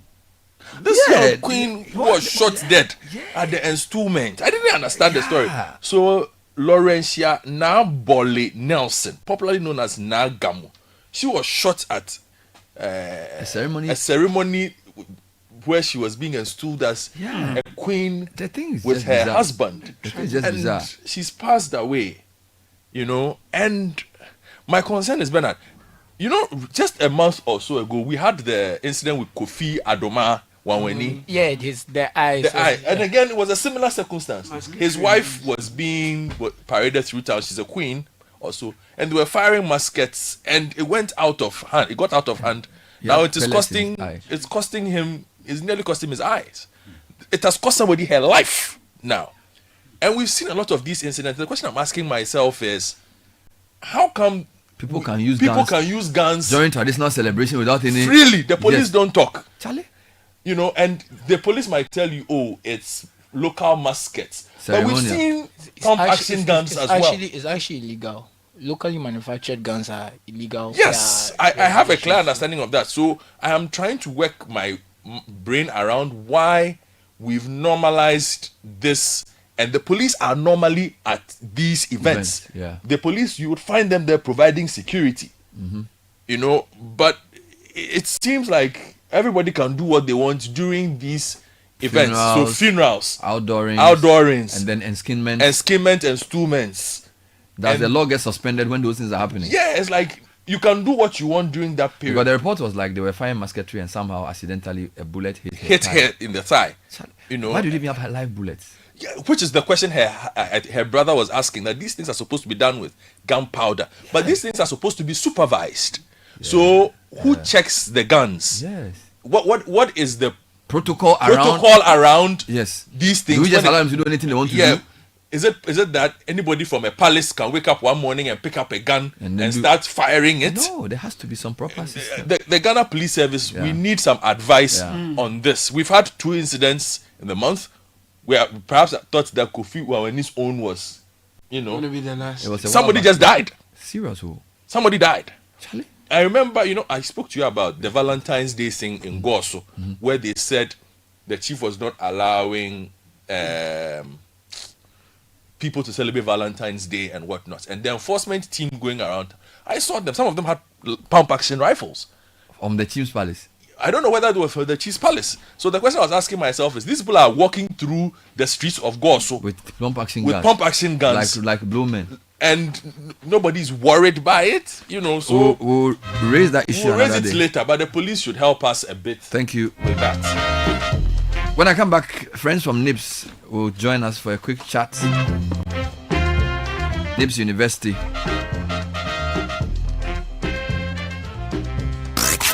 Unleashing the power of relevant radio. This is Citi 97.3. Electroland Ramadan promotion is here. Get unbeatable deals on top brands Samsung, TCL, Media, and NASCO. Get NASCO 166-liter top mount freezer at 3,999 Ghana cedis plus a free flask. NASCO tabletop freezer starting from 1,999 Ghana cedis plus a free flask. NASCO chest freezer at 3,899 Ghana cedis plus free NASCO deep fryer. Get our Media 198-liter chest freezer at a whooping discount from 5,249 Ghana cedis to 3,999 Ghana cedis. For 4,499 Ghana cedis, you can get a TCL bottom mount fridge plus free NASCO meat grinder. Get our Samsung top load washing machine at 6,499 Ghana cedis plus free NASCO deep fryer. Rush to our showrooms and authorized dealers across Ghana. Call 0503 159 739 for inquiries. Electroland, home of affordable luxury appliances and electronics. Are you ready for the road trip of a lifetime? All is set to explore 14 amazing regions of Ghana on the Heritage Caravan 2025. Dive deep into the rich Ghanaian culture through the food, the music, the history, and the captivating traditions. From the 2nd to the 9th of March 2025, you will experience the road trip of a lifetime. Build connections, network, and share unforgettable memories with fellow adventurers. An opportunity to see Ghana in a more beautiful, and the people, the connection, incredible. The Heritage Caravan will smoothly drive through the Greater Accra region, Eastern, Volta, Oti, Northeast, Upper East, Northern, Savannah, Bono East, Ahafo, Ashanti, Western North, Western, and Central regions. The places we visited, the road trip itself was awesome. Everything was good, yes. Even the Bui Dam was very educational. Throughout the 8 days on the road, groove to authentic live band music on the wheels with the melodic In Chin Chin Band. The Heritage Caravan 2025 will be fun, educative, refreshing, and most of all, remarkable. Stay updated. Follow all Channel 1 TV and 97.3 Citi FM social media handles for updates and join the conversation with the hashtag Heritage Caravan 2025. The Heritage Caravan 2025 is powered by Channel 1 TV in partnership partnership with the Ghana Tourism Authority with support from 97.3 Citi FM and proudly sponsored by the National Lottery Authority, Holland Insurance, Omni Basic Bank, Goyle PLC, GB Foods, Standard Water, Apollonia City, and Beaver Beverages. Terms and conditions apply.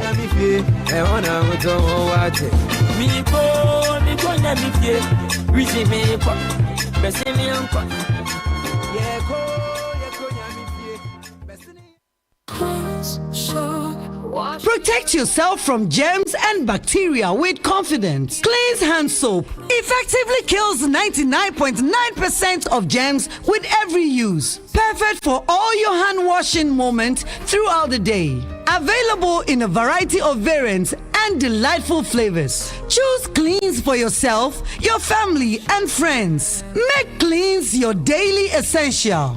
The GC brand. It's all about you. This advert is FDA approved. Let's clean soap.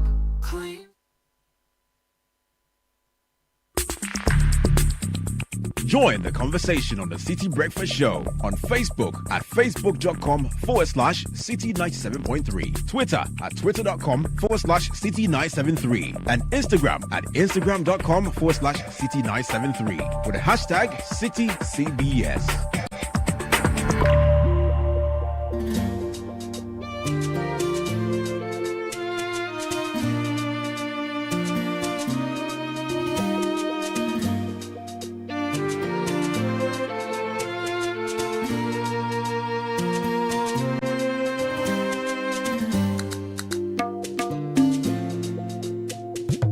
All right, so it's 9:44. I have friends from NIPS University, a boutique business university, the first in Africa to offer a postgraduate and degree model designed and delivered with a busy executive in mind.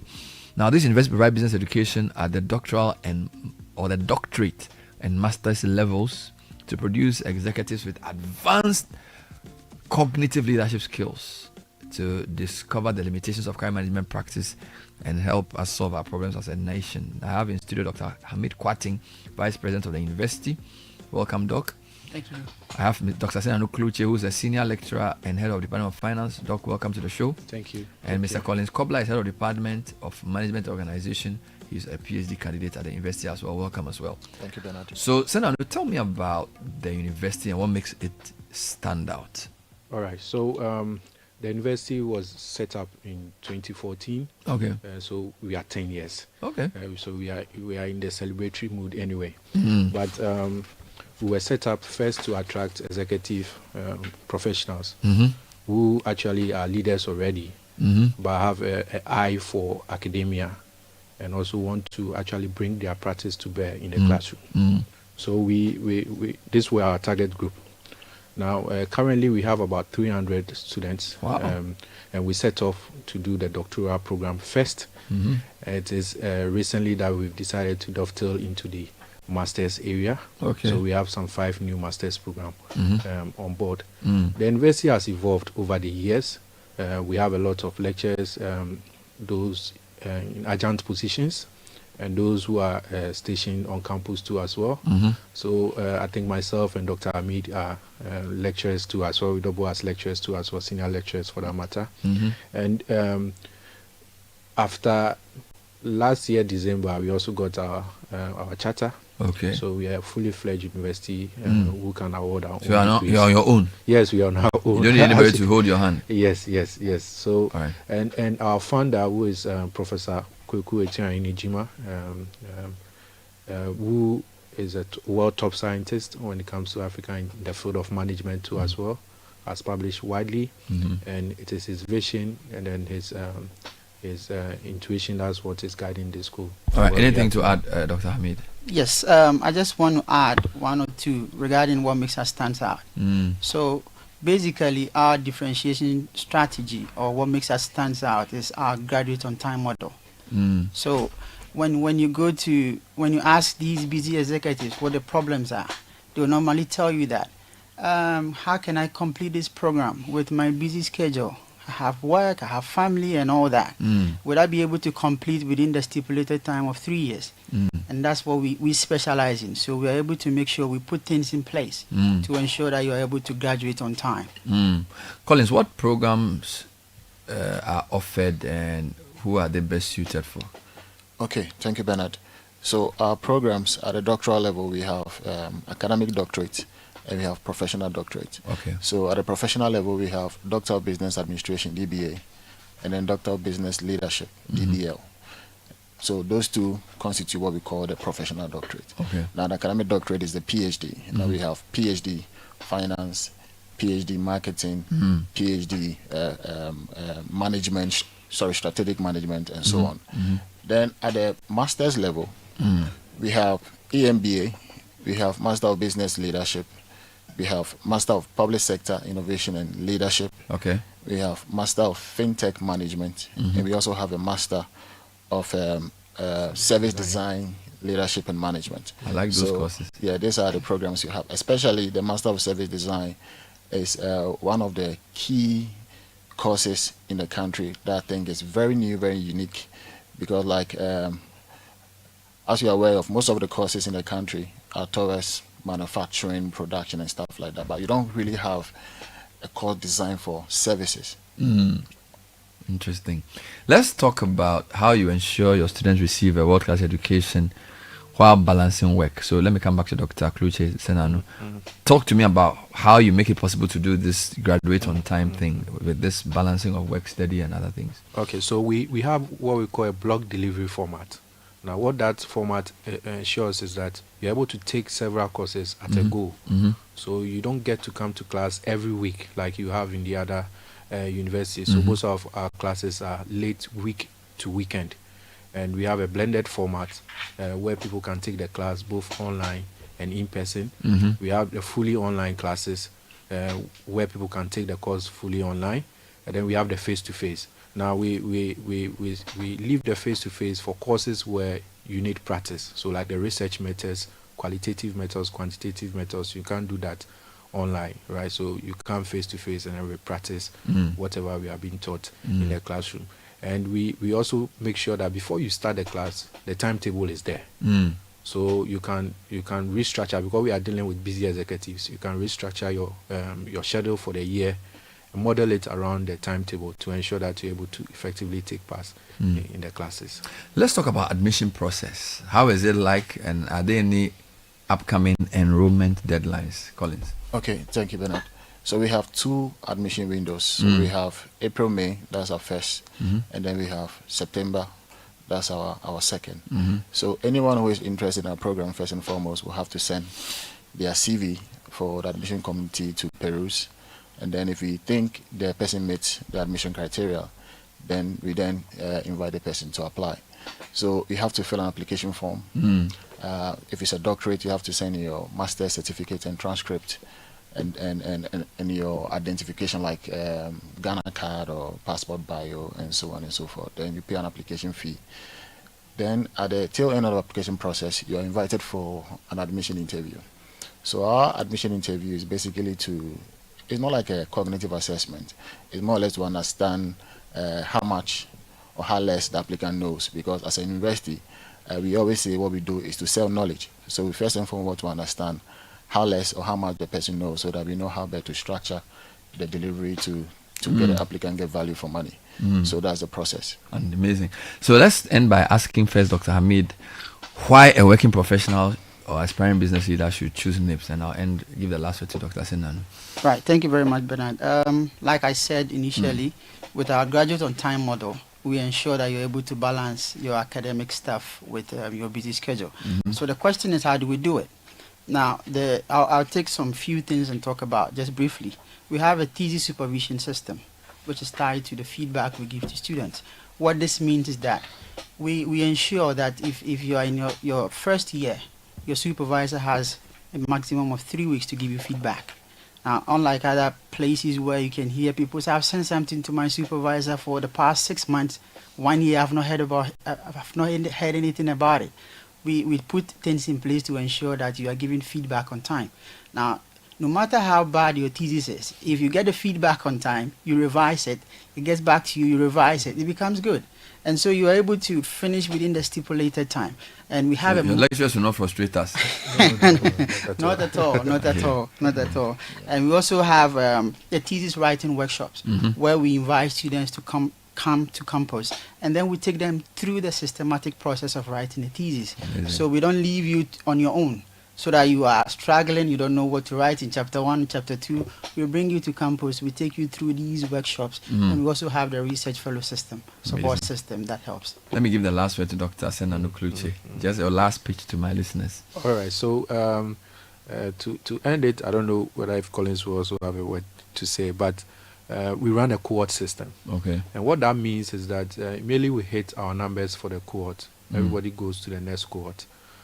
Currently, we are almost close to the upper limits of the cohort. So anybody who is interested to enroll, there's the time.